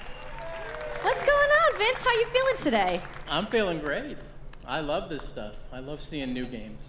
I mean, someone's super excited about that man on PC, right? Yeah!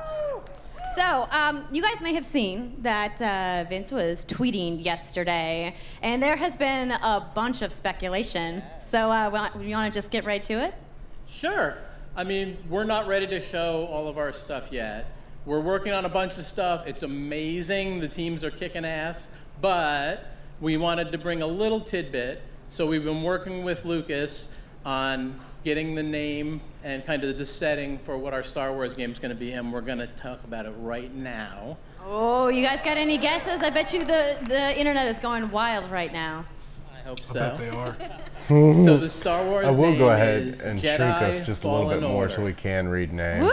So Star Wars Jedi Fallen Order. Yeah, so it kind of gives you some idea that you'll be playing a Jedi. So does that mean I get to like hold a lightsaber? Yes. So Vince, you got anything else? Well, it takes place during the Dark Times. Trying to be a little vague here. There we but go, that might- when the Jedis are being might help a little hunted. bit. So Yeah. it's going to be spectacular. So for all the There we go. hardcore nerds out there who want to know like where in the timeline, like between which episodes is it? Between 3 and 4. Okay, all right, between 3 and 4. That sounds like a nice time. You got any other tidbits? It's not a nice. It's a dark time. It's a dark time. Bad time. Does that mean it's gonna just be all dark and serious? It's amazing. It's amazing. All right, so I think people are now anxiously want to know, like, when can we play the game? It will be holiday of next year, 2019, not this year. So, sorry to dash any hopes. Yeah.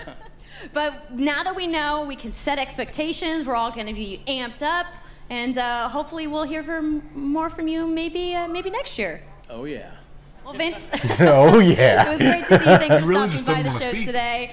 We do have a little bit more news on Star Wars, so I'm going to toss it over to Dennis.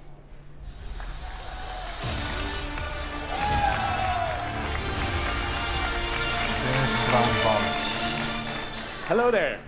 My name is Dennis. I work at DICE in Stockholm on Star Wars Battlefront 2. I'm really happy and excited to be here today, so thank you so much for hanging out with me for a little bit. So we launched our game in November of last year, and clearly we didn't get it quite right. So instead of coming out of the gate sprinting like we really wanted to, we had to take a step back and make sure that we were delivering the game that our players really wanted.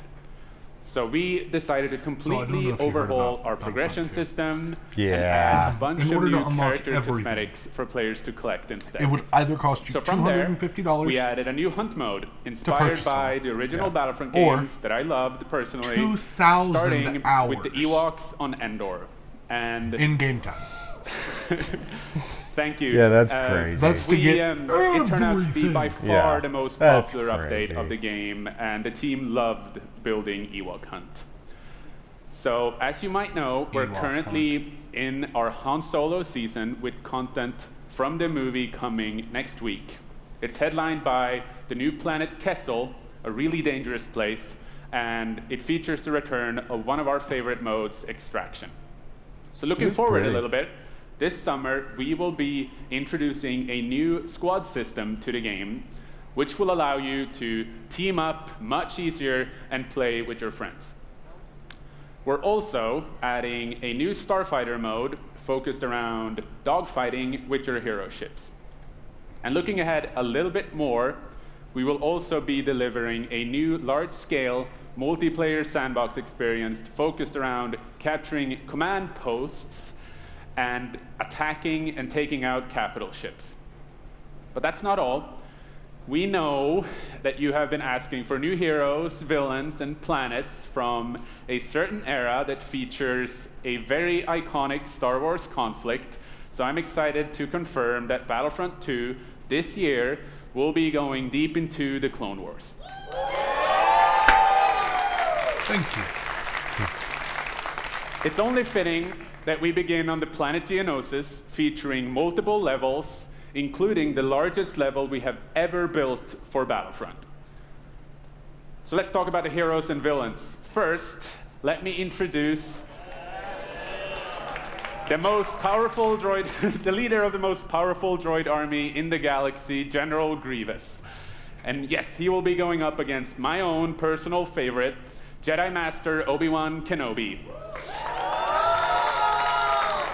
Finally making his debut in Battlefront after all these years. So, but we're not done. That's not it. They will not come alone. Joining them is the Dark Lord and leader of the Separatist Alliance, Count Dooku, as well as someone to bring balance to the Force, Obi-Wan's unruly Padawan, Anakin Skywalker. The team at home is extremely excited to be building all of these cool things. I know this one. Darth EA Vader. and DICE are committed to Battlefront. I'm not a big Star Wars fan, We guys. had a rough start, but I really think that this game has a bright future. I'll make up for it. Thank you very much for playing the game, providing us with your feedback, talking to us. Together, we will make this the greatest game that we can possibly build. There would be no Battlefront without you. So To be thank honest, you. I May the gave force them be with 3 you, pages and enjoy worth the of rest of E3. Yeah. Thanks. Because I've rented it for a day, played it, and I just went to type. Yeah.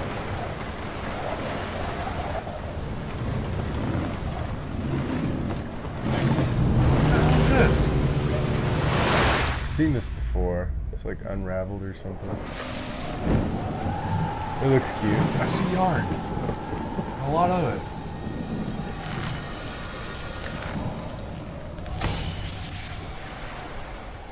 That's broken. And he went under. Poor little guy. I hope he didn't drown.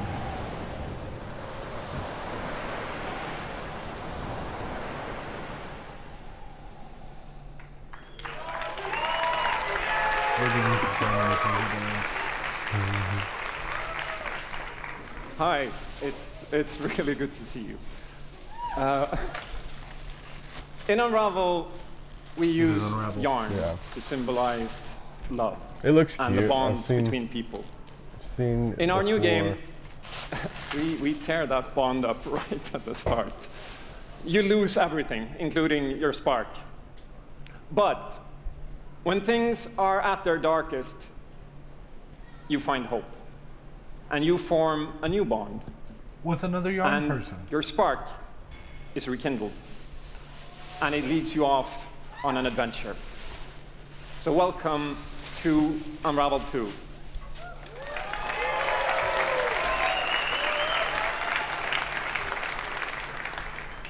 It's a game about fresh starts and second chances. These two little souls who refuse to give up and who build something new and beautiful together. And the whole game is inspired by that spirit of optimism and togetherness. You see, it's all made to be played with 2 characters. You can play it alone, or you can play it in co-op with a friend, but there's always 2 characters there, sharing one yarn and working together to get through this adventure. This game, it's quite different from the first. It's both friendlier and more challenging, but above all, it's a lot more playful. And we think it's a worthy successor. And I want to show it to you now, so I brought some help. So please welcome Michael to the stage. He's a producer at Coldwood. And we're going to try to show you a little bit of what I'm talking about how you can play the game in co-op with yourself, essentially.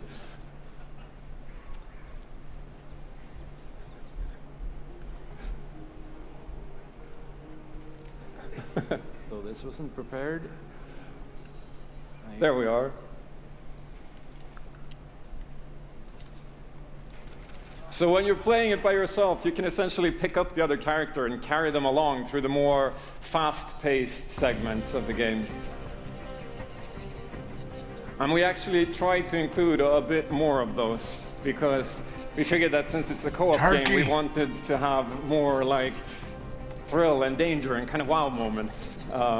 Places that were like fun and exciting.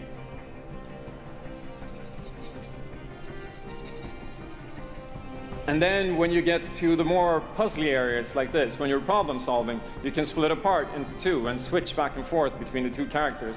Because that's how we've essentially designed all the problems and puzzles of the game, that you're always working together and helping each other out and utilizing this bond between you to overcome any obstacle that you come across.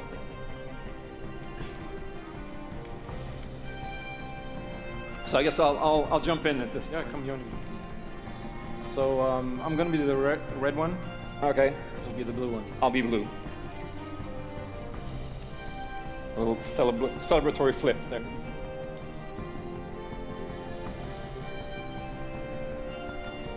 And the bird is back. Oops.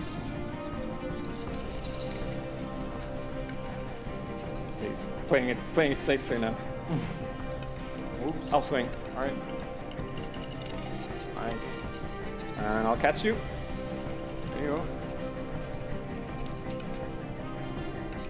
Can I swing now? Okay, you go ahead. So here it goes. Oh. Okay, this is the scary part. Let's see if we can do it. Got it? Oh, very nice. Oh. Faster. Well done. Sweet, well done. Yes, well done running from the turkey. Okay, I'll go up and distract the grouse. You can. I'll sneak up here.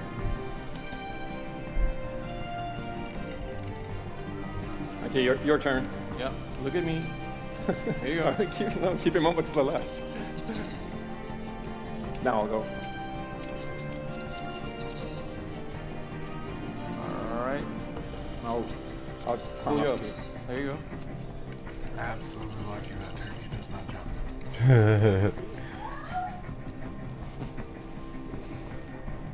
Now we can breathe again. Yeah, finally. Or can we?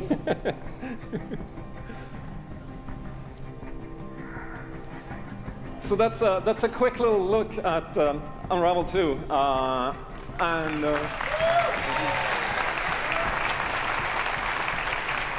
Yeah, I really hope you like it. And before I go, I just want to send some love to the team back home, because working on this game has been a completely amazing team effort in so many levels, and everybody has worked so hard. So there's a bunch of us from Coldwood here, and thank you to those, and thank you to everybody back home, and thank you. Love you.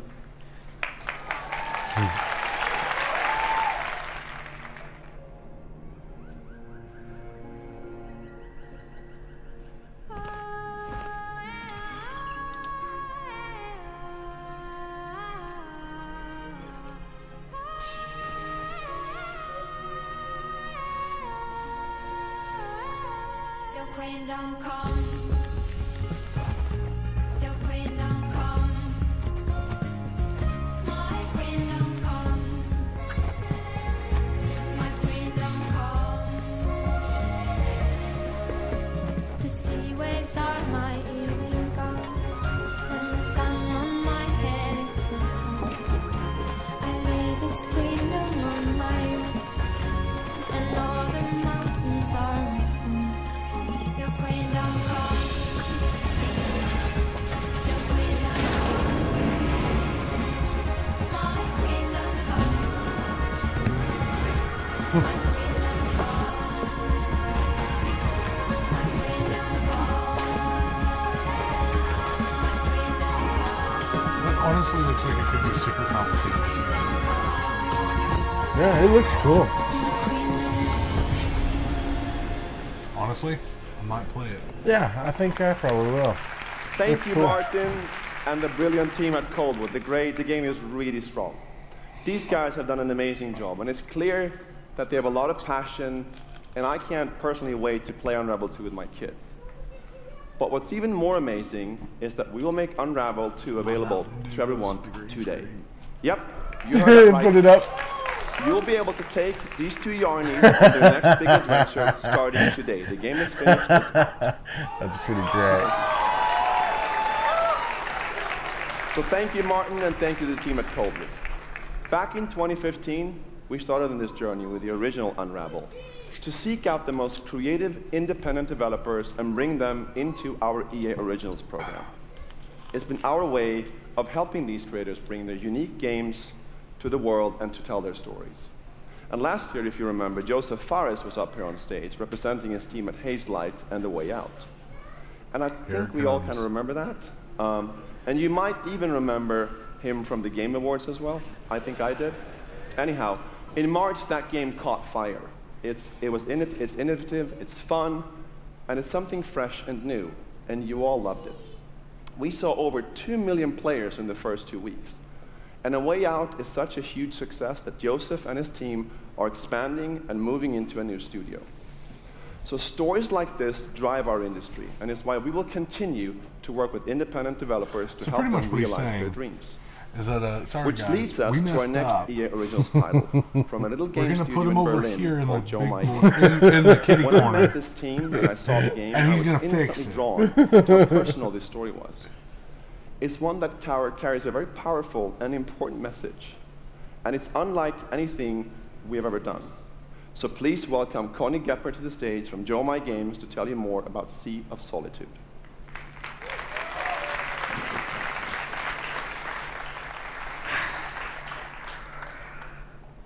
Thank you, Patrick.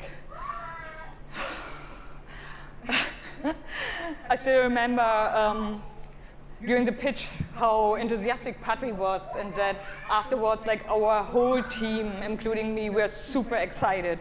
It actually feels a little bit the same right now. I'm pretty excited, maybe a little too excited.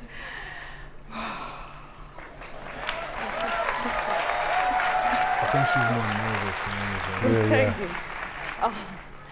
We are Yomai, a small indie game studio from Berlin, and we are developing Sea of Solitude, or SOS as we call it. The whole journey from the very first concept to actually becoming a part of EA Originals is simply amazing. Let me tell you more about our game. When humans get too lonely, they turn into monsters.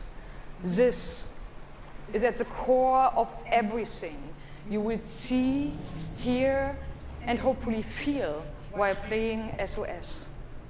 What makes this underlying concept so important and so unique is that nearly every human being can at least somehow relate to or remember the feeling of being lonely. It keeps getting caught. In my case, I started writing the story when I felt the loneliest in my life. I think as an artist, you process your emotional world by letting it out and putting it into your art. I'm still amazed how the concept seems to just float out of me right into the hand and onto the paper. I think this is also why so many people can instantly connect with the game, because it's not a made-up story, even though that it takes place in a fantastic setting. In SOS, we try to show how people experience different kinds of loneliness, but also how outsiders, friends, and families see those who struggle. We achieve all this in playful ways so that players who wants to simply enjoy a fantastic experience can do so. But player who wants to look a bit deeper can reveal a whole emotional world beneath it all. Sea of Solitude is about a young woman named Kay who is suffering from such strong loneliness that her inner feeling, the darkness, the anger, the hopelessness, worthlessness, turns to the outside and she becomes a monster. The game is about finding out why this happened to her, but also how to turn her back into a human. Ultimately, the goal is to bring all those emotions into balance. Some needs to become bigger, some would be better off a little smaller, but to embrace even your destructive part or your self-doubt in the same way you embrace your joy or your hope. This is what being human is all about. And that's what our game is all about. Thank you. Is this real?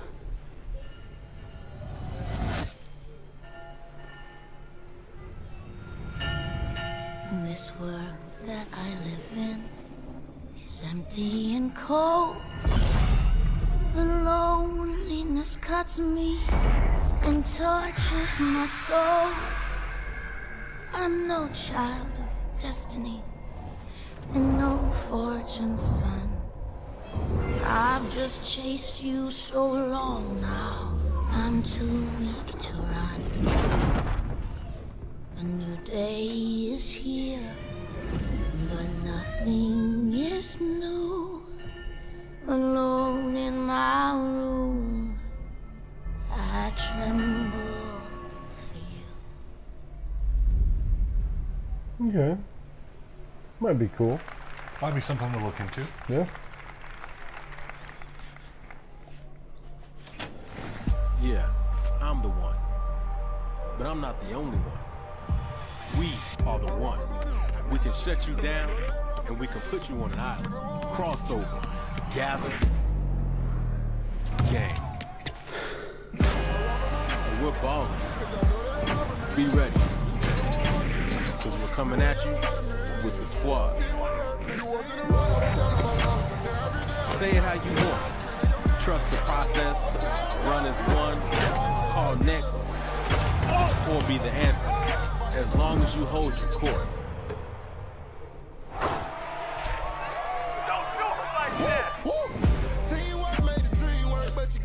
Just remember though, wherever you call home, whatever your fit, or however you ball, you're on my court. I'm the one. I'm the one. I'm the one. And this is my squad.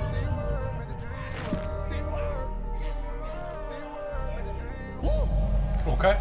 I've been fairly interested in the NBA Live series for the last few years. My name's Shea I've Kidman, never pulled the aka trigger. Young Kiv. I'm from Seattle, Washington. It looks The cool only though. goal of mine is really to win the Madden Belt. Kiv's been going after that belt since 2016. At some point, he's going to need to get out of this quarterfinal and claim a major. It's a big night for young Kiv. He's been stuck at the quarterfinals. And here he is now in his first championship game, looking to accomplish a goal. 3rd and 4, throws it low. T.Y. drops it. That was a phenomenal read, and Trini's got the lead. 40-19. I hate losing way more than I love winning. Oh, we have a incredible matchup. It's a rematch. Touchdown, Kev. He throws it high, and young Kev is going to be your champion. Can I play you again? You want to get smacked again on TV? Every face, no. Madden 18 champion. He's finally done it.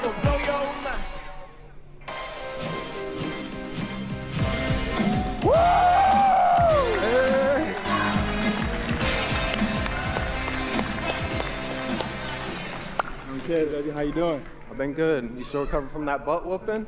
Wow, already starting. Okay. Hi, everybody. I'm Juju Smith-Schuster from the Pittsburgh Steelers. As you guys can see, king of touchdown celebrations. That's pretty fire. I like that a lot.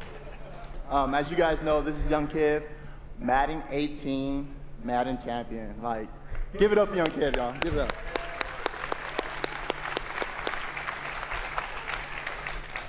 Young Kiv, how has it been? You know, your success and your path, you know, to where you're at today. It's I've always been a competitor. When I was in high school, I was playing baseball. I hurt my arm. So then I picked up Madden, and at first I was really bad. I was getting blown out online, but I kept at it. I put more and more time into it. Eventually I made my first tournament, but I had a big decision. It was the same time as my graduation. Wow, okay. So the key to be the #1 player in Madden is to hurt your arm in baseball. That's #1. #2, you said you had the decision to go to your graduation or go to a tournament. So like, what did you do? I chased that money. I still got my diploma, but I chased that money. There you go. We're out here chasing money. That's awesome. Okay, now the past few years, how has it been for you? I know you had some ups and downs. It's been tough. I've had a lot of devastating losses. I've been so close so many times. I made the final on TV and got blown out by all those losses. It made me gain a lot of mental toughness, and that's why I got this belt. That's awesome. That belt is so amazing. There's a lot of, bling on that belt for you. Well, today, EA Play, first look at the Madden 19 trailer. Super excited. It's going to be so fun. It's lit. I honestly wish I can stay right here and talk to you guys forever, but I'm not going to bore you guys. We're going to go out. I'm going to try to take this belt, round 2. So we're out. Have a good day.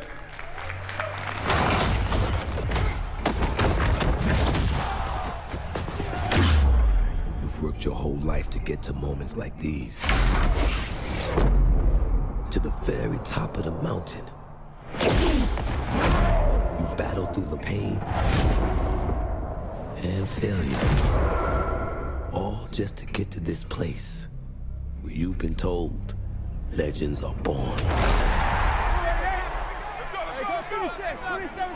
You fall so you can rise.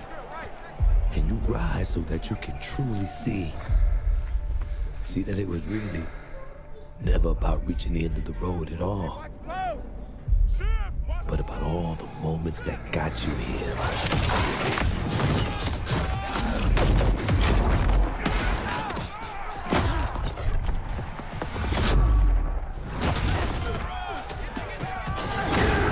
So, if you were in their position,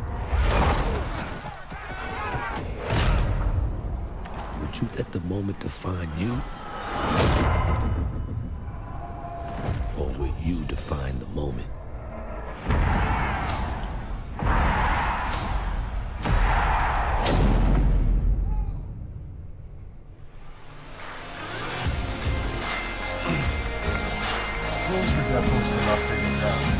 Oh yeah, they look good. That looks like they're ready 100%. Hello, ladies and gentlemen. 4K I'm HDR. Nathanius, professional Yeah. shoutcaster, here alongside Redwood Studios General Manager Michael Martinez. How you doing today? I'm super excited to be here. Yeah, we're going to do this presentation a little bit differently and give you your first look at a brand new mobile game in a live, winner-take-all, head-to-head match. Michael, why don't you tell us the rules? Sure thing. The objective is straightforward. Destroy the opponent's base to win. Unit control, super simple. Just tap the destination, the unit automatically moves there. The most efficient way to destroy the opponent's base is with this giant nuclear missile in the center of the map. Control the missile by standing on a majority of the control points. A bar fills up while the missile is possessed. Whoever controls the missile when the bar fills up will fire the missile. It takes 2 missiles to destroy the enemy's base and win. That's it. Sounds great, Michael. Well, enough talking about it. Let's get to this match. Absolutely. All right, ladies and gentlemen, we have an awesome matchup lined up for you here today. Fighting for the blue side of the room, if you could please give a cheer for one of the most formidable RTS players there is. Make some noise for In Control. Yes.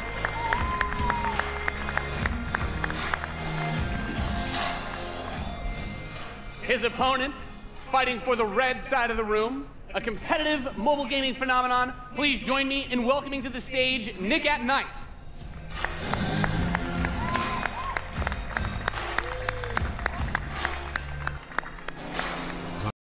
Now, Mike, it's going to be a real class to kick this off. Nice little strategy game for those of you out there. It's a good genre. I'm very excited for this. The players are loading in, and we are ready to kick match. Here we go. This off. As the players' bases have been deployed and the action begins like any strategy game. Economy will be the focus. We have a harvester to start things off. Nothing too crazy yet. Nothing too crazy. Now the infantry is going to come out to hold that top point. Both players, of course, trying to take that position. Nick at Night being able to reach it a little bit first. In a strategy game, that flank position that In Control is going for on the top side, also very important as Nick at Night's forces have to circle around the center. Right, let's see if he's able to create a 2-on-1. Is he able to get there? Looks like he's getting there. Here comes GDI with a Rhino. It's going to rip up those infantry. Yeah, going for the anti-infantry. And like any strategy game, the units that you're going to use when you deploy them will have a huge impact. Your micromanagement of your forces and protecting that economy as well. Yep, Nick at Night with some attack bikes in the top. There he is. And In Control placing the turret on the top right side to help cover that Rhino as attack bikes move towards the northwest position. We can see that the missile is beginning to ready and firing that. That takes out half your base. The most important objective on the map is to hold those control zones. Right, and In Control making a lot of progress to that far right side of the match. Yeah, he's done a great job of holding that down with the turret, and now he's redeploying his vehicles to the south side, bringing out more infantry to deal with the attack bikes. And as that economy ramps up, of course, we're seeing bigger and more powerful units come out. We have there the drill pod coming in the left side to help flank Putting those some flamethrowers. Right, absolutely. Again, those are going to tear through those infantry. Yeah, and In Control brings out his first tank. That's going to be used to try and help push back these smaller forces as he makes his way to the south. I don't know if you can make a good, simple RTS that control of Nick at Night. He works. will have the missile. I think We it see could it be starts fun. to point towards In Control's base. Let's see if In Control can get around to that top corner, able to halt that missile. He does contest the missile, putting it into the yellow position. Yeah, very important, of course, blocking the pathing of those units is another big factor for this strategy. Holding those locations is so crucial as In Control begins to secure the northwest spot. Another tank's going to come out I wouldn't from have shown Nick Knight to so take it much out, of but now he's bringing out that the dude Pickles will playing help with his lock phone. down that north position. I would have missile put is very, very close the to firing. Let's see game what's on the gonna happen. screen because With I another can't turret, In really Control tell blinks, what's he takes going the top, on that here. missile, And that fires off. Wow. And Nick at Night, one shot away from being knocked out here, as the next one will start to ready up in just a moment's time. In Control's very heady artillery force is doing a great job at taking control of the map. Yep. And we can see as more of Nick and Knight's forces move up towards that north position, those harvesters, of course, very crucial, very important to protect those, as your economy allows you to get these big late game units. The units are going to come out a bit more slowly as you get more of them on the field. But In Control just spreading his forces out, trying to hold this advantage that he's had so far. Nick and Knight is trying to get in there, but there's a great turret placement from In Control, blocking and just ripping through again those infantry. And we see In Control now moving his tank towards this Another south drill side. pod we're seeing with some flame tanks. Yeah, bring in the flank. Of course, those flame guys do amazing damage to the infantry, help to clean that out. Meanwhile, 2 more tanks coming out from Nick at Night to try and secure those positions. He brings up the laser infantry on the south side as well to deal with that tank. Going for counters, trying to scout out and see what your opponent is doing and make the proper response is so important in strategy. Absolutely. Nick and Knight cruising around, thinking about harassing those harvesters, coming around the far side for those rhinos. Looks like he's really pressing it. And we see that missile is starting to get close to Wow, firing look at with this. 3 zones In Control for Nick and Knight, looking to set things back the other way. In Control trying to rally his forces around. He doesn't want to engage with just 1 or 2 units. He wants to move all of them together, create a good flank position, and take over that south. And we're seeing the first mech unit from In Control. This is the Wolverine. Gonna rip, and this is a watch out for this missile. And Nick and There Knight's it gonna goes. fire that one off and settle for next missile is gonna end it. Next missile Which wins. player Let's see what happens. will have control. The Wolverines, as you pointed out, for In Control coming out to try and deal with these forces. But Nick and Knight's done a great job of getting map presence and now also harassing the economy of There In he is. Control. Yep. Wow. Okay, we've got our first mammoth tank on the board. If In Control can get this in position, he's going to do some serious damage.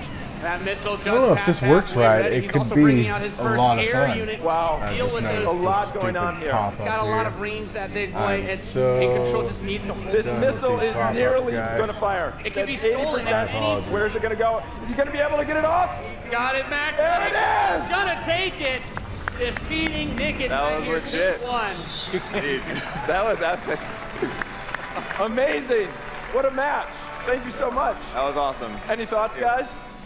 I just came to make mammoth tanks, so I've done my job. Yeah. Absolutely. That was Thank you awesome. so We saw a much. little bit of everything right there. Perfect. Yeah. Let's hear it for Nathanius, Nick at Night, and In Control. Ladies and gentlemen, what you just saw was the worldwide reveal of Command & Conquer Rivals. Rivals reimagines the real-time strategy experience That for was a mobile. CNC? We're giving Yeah. players complete Well, you know, it's just continuous control simplified. of their armies. You know, that's Quick, the only thing competitive about it. It head-to-head actually matches looks really that are cool. fueled by skill and You know, strategy. a simplified Rivals RTS will be that's coming just to iOS easy to and pick up and Android play. devices. But I'm excited to Strategy announce that is Android the players main can play the objective. pre-alpha I think it could today. work. So head to the Google Play Store, search Command & Conquer Rivals. The studio think has it been could having work an too. absolute blast playing this The game. biggest issue We can't is- wait for you to play. Please let us is know what you it's think. on the phone. Thank you. Yeah, but it's simple enough. You're just tapping, you know, a unit and then your target. I think it could work.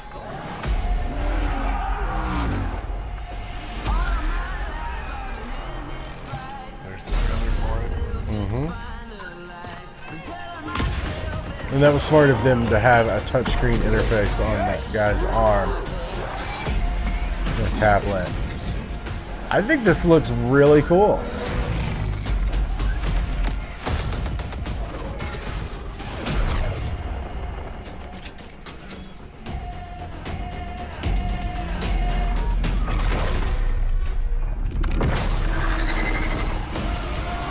Yay, bookworm.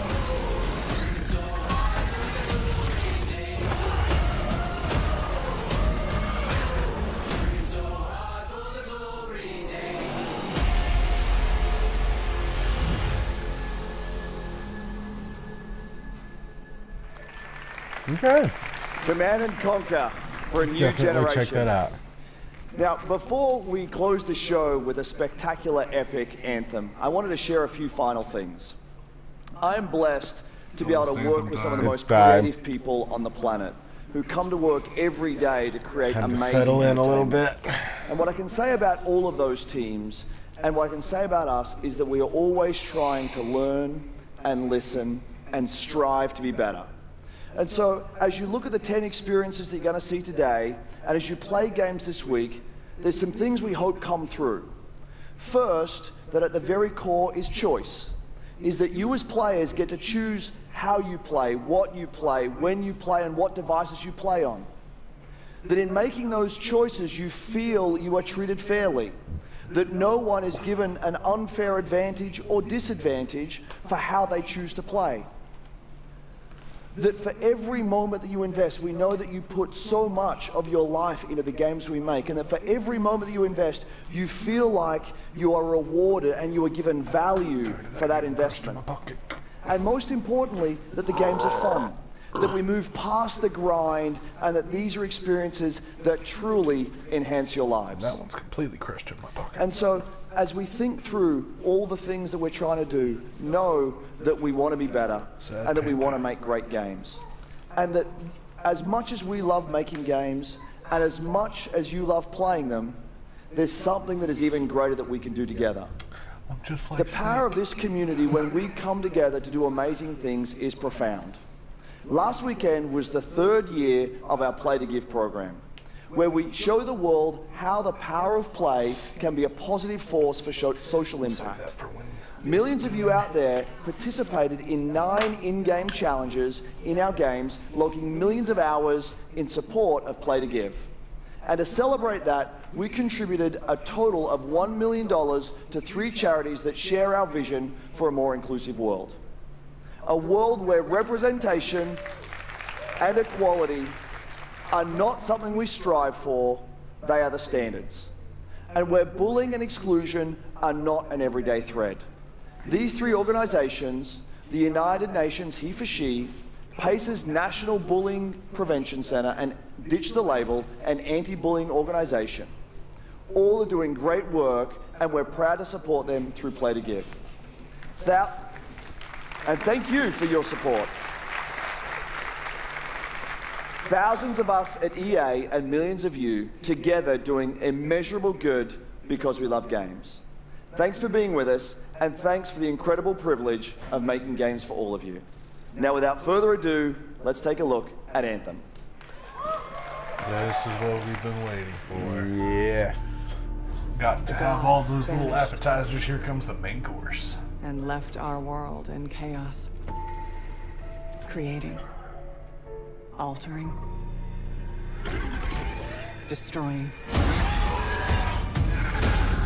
The anthem is all that remains.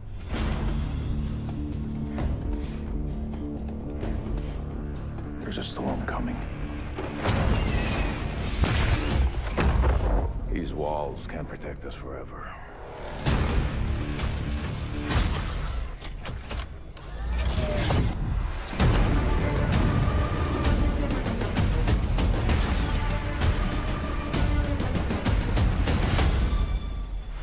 Square landing. Something is out there.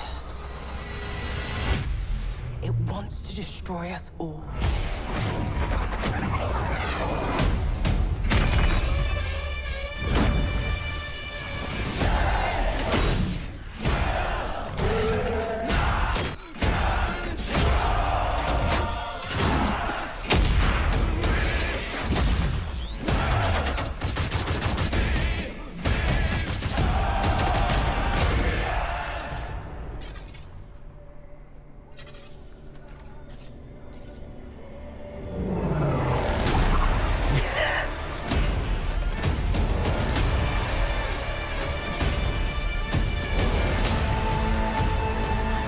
Yeah, that looks a lot of fun, guys. Yeah, it does. And we get a little bit better look at what is going on in this game, in this trailer.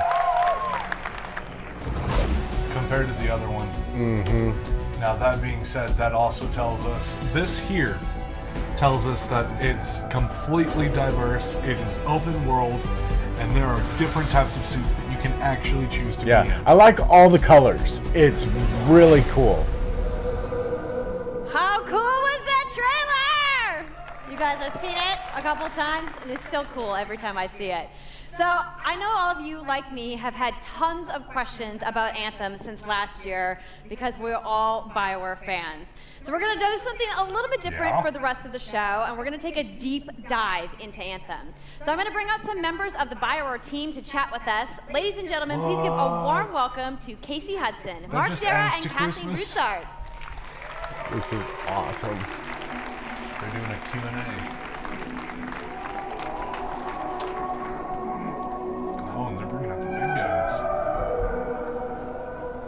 All right, thanks guys. Thanks for coming out today. Just got a little game to show, right? Yep. It's going to be very exciting. So Casey, we're going to go ahead and just jump right in and get started with you. So now we know that you all started, or Casey, you started your career at BioWare way back in the day, but you took a couple years off. But before you came back, you actually worked on Anthem before you left. Yeah, that's right. So, you know, first of all, it's amazing to be back. It's awesome to be making games for BioWare fans. You know, we have the best fans, so it's been super satisfying to come back to it. And you know, I just want to be able to continue the legacy of the studio, and that's kind of where it started with Anthem, is just thinking about, you know, what is the evolution of a BioWare game? And we wanted to create a brand new world for people to discover, you know, a whole new world of story and character. But we also wanted to do something that was, you know, more of a dynamic and living world, a game that would change every time you came back and played it. We also wanted to do something where, you know, if you wanted to invite your friends into it, then you could do that as well. So that was really the initial vision of the game, not an MMO, not a multiplayer game with story sort of bolted on the side, but something new and different, and I think the team has really captured that vision over the years. Your fans really love the stories from BioWare, but I think we're kind of curious how you're planning to make story work in this shared world. So a great story for BioWare is really about characters that you can have a connection with, choices you get to make, and feeling like the story is about you. In a lot of multiplayer games, those things get diluted because you're mixing multiplayer and storytelling into the same areas. Now you can build a solution to that, but you have to really build it into the core of the game. And that's what we've tried to do with Anthem. It's what we call our world, my story. So when you're out in the open world, the world is really dangerous and you're focused on your mission. And this is where other players get to play with you. The thing that's really interesting about this, that's unique for Anthem, is that this is a living shared world. So whether there's weather or it's nighttime, what we're experiencing, we're experiencing together. Things. Everyone that's playing Anthem at a moment is seeing the same thing. And this is what we mean when we it's talk supposed to about do our that. world. Pulse there. It's a shared world that we all experience together. But then when I finish my mission, I come back to a base like Fort Tarsus. And this is a single player experience. I turn in my rewards, I talk to some characters, I experience the choices of my action. And this is where your story really lives and breathes. And by doing it this way, we're able to combine that impact and agency of a single player story with the fun of teaming up with your friends to play co-op in combat. And we're also designing it so that we can add story for years to come. So one of the first things that we hear when, from our community is they want to continue to play in our worlds. When they've finished Mass Effect or Dragon Age, players want more story. And so we've designed Anthem in a way that we can actually add more story for years to come. And it could be anything. A new moment with a character that you've grown to love, or an event in the world that deepens the lore, or an entirely new storyline and plot. Well, I'm certainly not going to complain about more story. I don't think anybody out there is going to either. So Kathleen, I wanted to ask you, from a writing perspective, since you are the lead writer, can you speak to what it's like to create a new world like Anthem from the beginning? Well, what's really exciting for us, and not just the writers, but all of the devs, the designers, the artists, is that we're creating something new and mysterious for players to discover. So at the heart of the premise of Anthem is a world left unfinished by the gods. But the gods left behind their massive tools, and those tools are in constant conflict with this unknowable force called the Anthem of Creation. And the chaos of those things pushing against each other means that the world is constantly being reshaped in new and unpredictable ways. Yeah, violent storms, mutated creatures, gigantic monsters. It's a dangerous environment that you need to wear a suit of powered armor, a javelin, to be safe in. Now, something I think a lot of players out there maybe don't stop to think about is just how much work goes into creating a new intellectual property, or IP, as we've been saying. Now, we've seen all these different creatures, and Mark, you mentioned the storms. What's the process of creating a game like from scratch? Yeah, it's something we've done a few times at BioWare. And then really the hardest part is getting started, just kind of getting off the blank page. So what we try to do is we think about the new experiences that we're trying to unlock for players. So like, what is the fantasy fulfillment? What are the new things you actually get to go and do that are different from what you've played before? So that's where we start. And then once we think about those things, that's the power of creating new IP, especially for games, is that you actually get to build a whole fictional universe that's meant to bring out a certain experience. And then once we do that, then we still need to build all the rest of the stuff, and what unlocks us creatively is to think about like principles around art style, tone, and even the technology and the politics of our new world.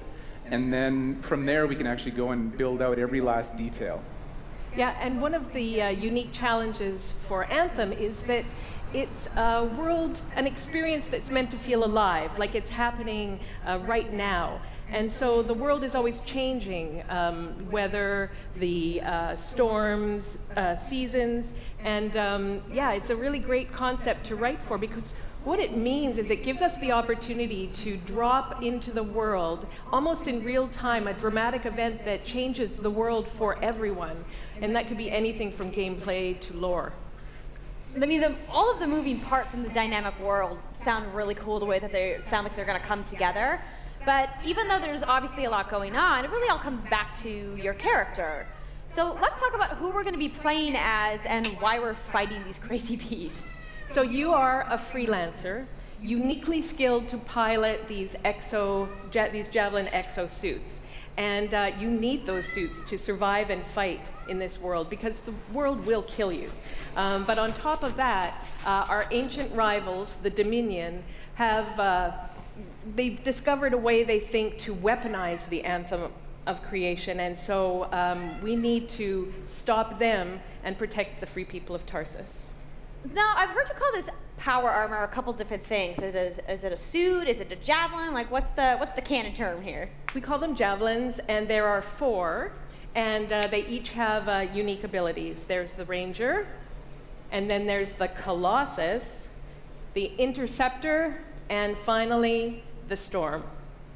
Yeah, so each javelin gives you a different way to play the game. But the thing to remember is, like Kathleen said, you're not your suit. You are a freelancer, a pilot, which means you can decide which suit you want to use based on your mood, based on the mission you want to engage in, or the javelins that your friends are using. So really what this allows us to do is we built the suits to look like they're built from the materials of the world. So they each have their own unique abilities. So let's take a look at the Ranger now.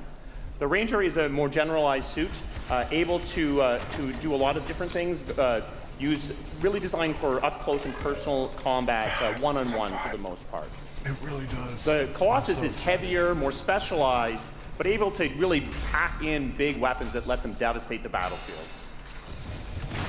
Yes! I'm just going to say the Storm is going to be my favorite. I'm sure you guys out there are picking your faves right now, too.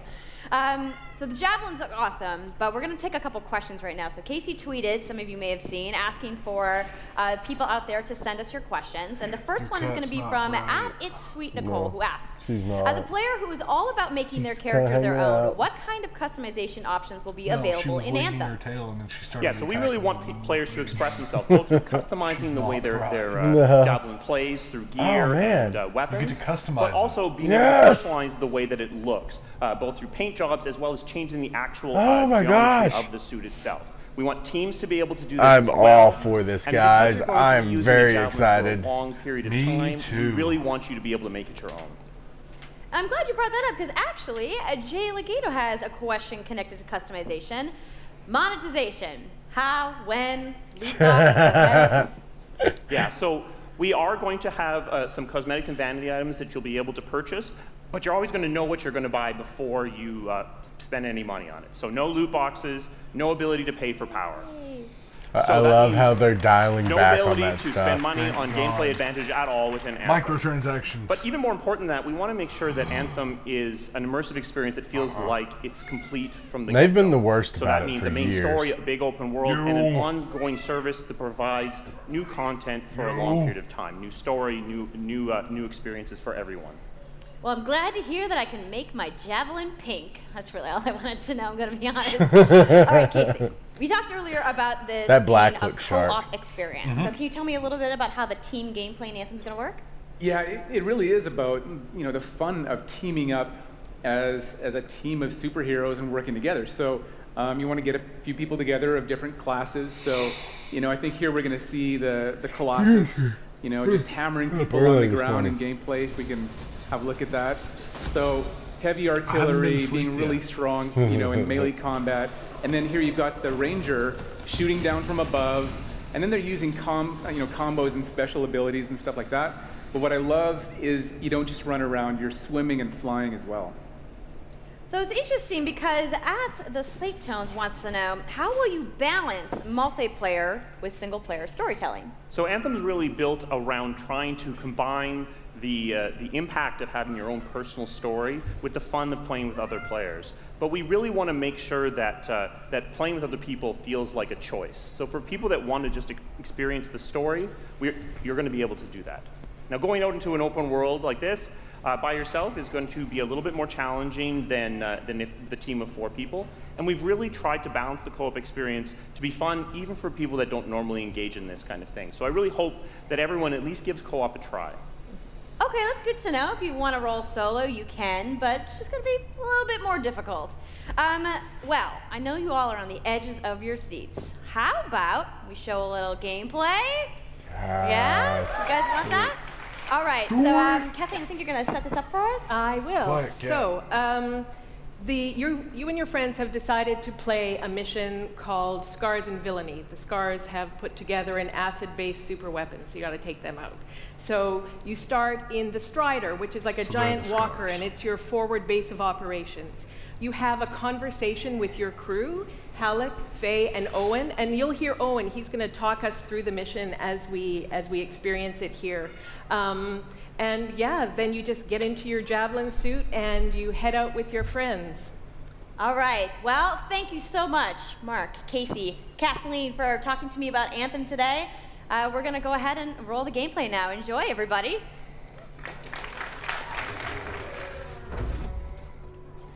I just think you're cool. It looks so good. Some of it kind of reminds me of Freelancer, Zero Dawn. Yeah, it's kind of got that. Faye said these bastards made some kind of acid. They're using it as a weapon. So, find where they're making this garbage and shut it all down.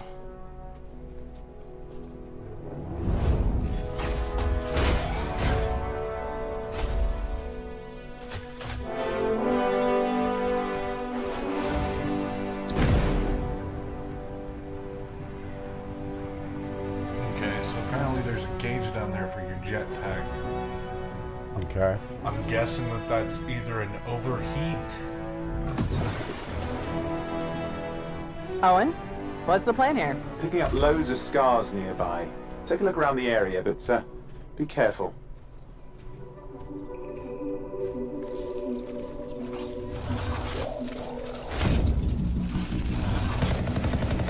What do those guys remind you of? Always they look around and just appear out of nowhere. Right. Checking out the Scar Camp some more. Look at all the weapons! Oh, and the turrets! Better move quickly.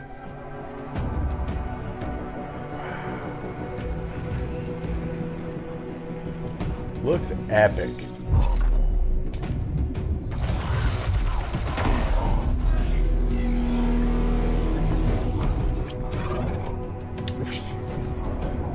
Fly past that guy?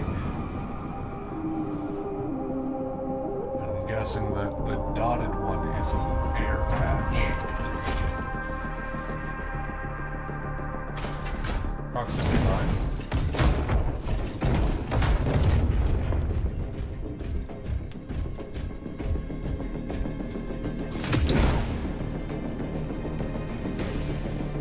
There's a Shaker relic. Wait, something's odd.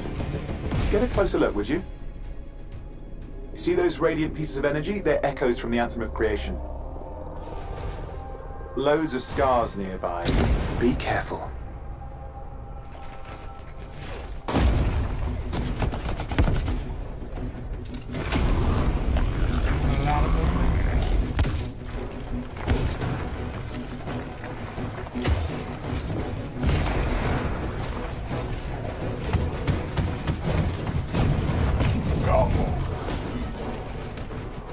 Return them to the relic. You've got to silence it fast.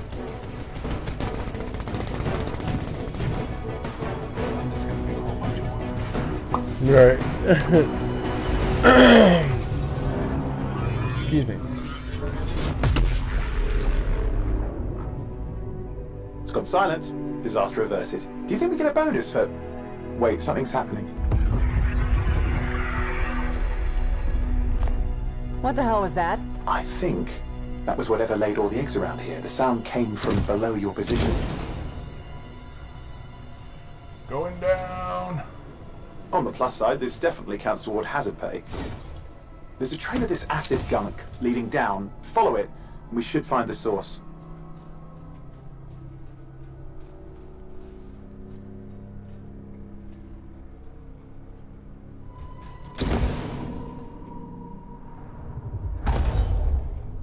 Probably something big.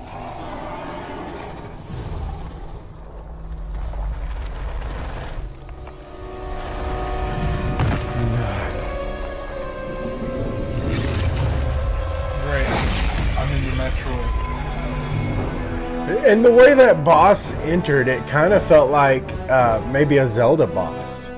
The spider from the Great Dick. Yeah. How cool was that? It just has that feeling so of how hyped, this is the entrance of your boss fight. And that was actually. I think just this a looks short really version cool of the on full many demo that we different brought levels. here to LA. Absolutely. So if This you is wanna, definitely. Anthem comes out February 22nd, 2019.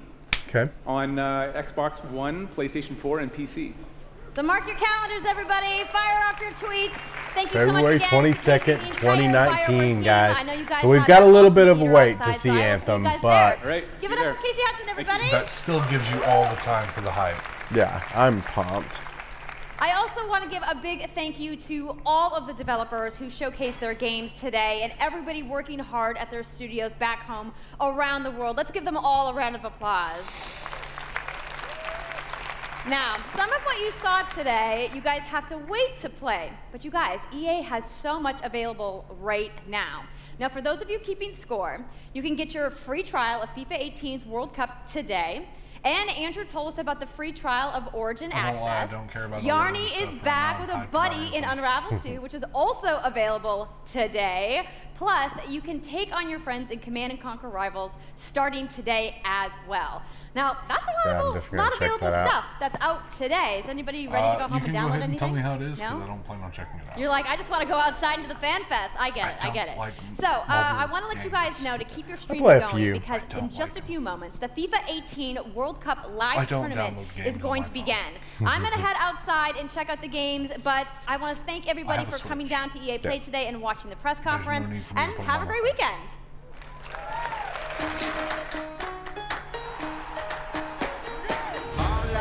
Alright,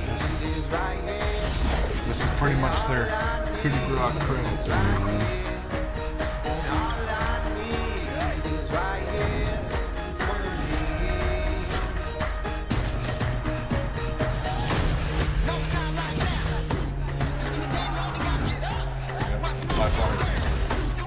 Anthem, Battlefield 5. Unravel 2 looks really cool as well. Unravel 2 does look really good.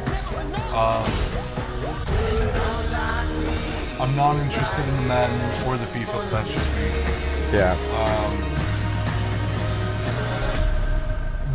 The SOS game, That one actually looks pretty interesting. Yeah, that. Hi guys, my name is I'd like to Boy. see Welcome back more to the of what's stream. going now, on there. I know the FIFA 19 was exciting. We saw that trailer. Champions League is coming to FIFA for the first time ever, but the World Cup is 5 days away. So what we decided to do is to have a tournament with some national teams: England, Mexico, Germany, and the USA, and decide who will be the champions of the Creators Cup. And I'm not alone. We got some special guests. We're not going to check this out. We're going to take a break. I'll leave this running for you guys if you want to watch it. Thanks, Stu. How are you? I'm doing great. But we're not going to watch a whole lot of this.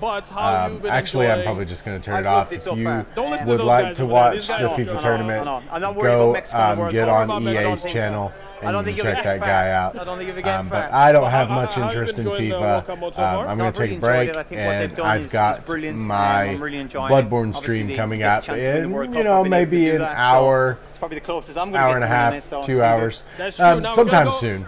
But thank you for joining me, guys. That EA conference was a lot of fun. I'm really pumped for Anthem. Me too. How you doing?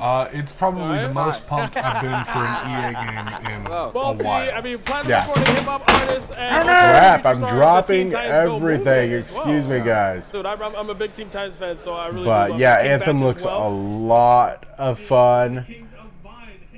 I'm going to put this guy back up here and just kind of E3 2018.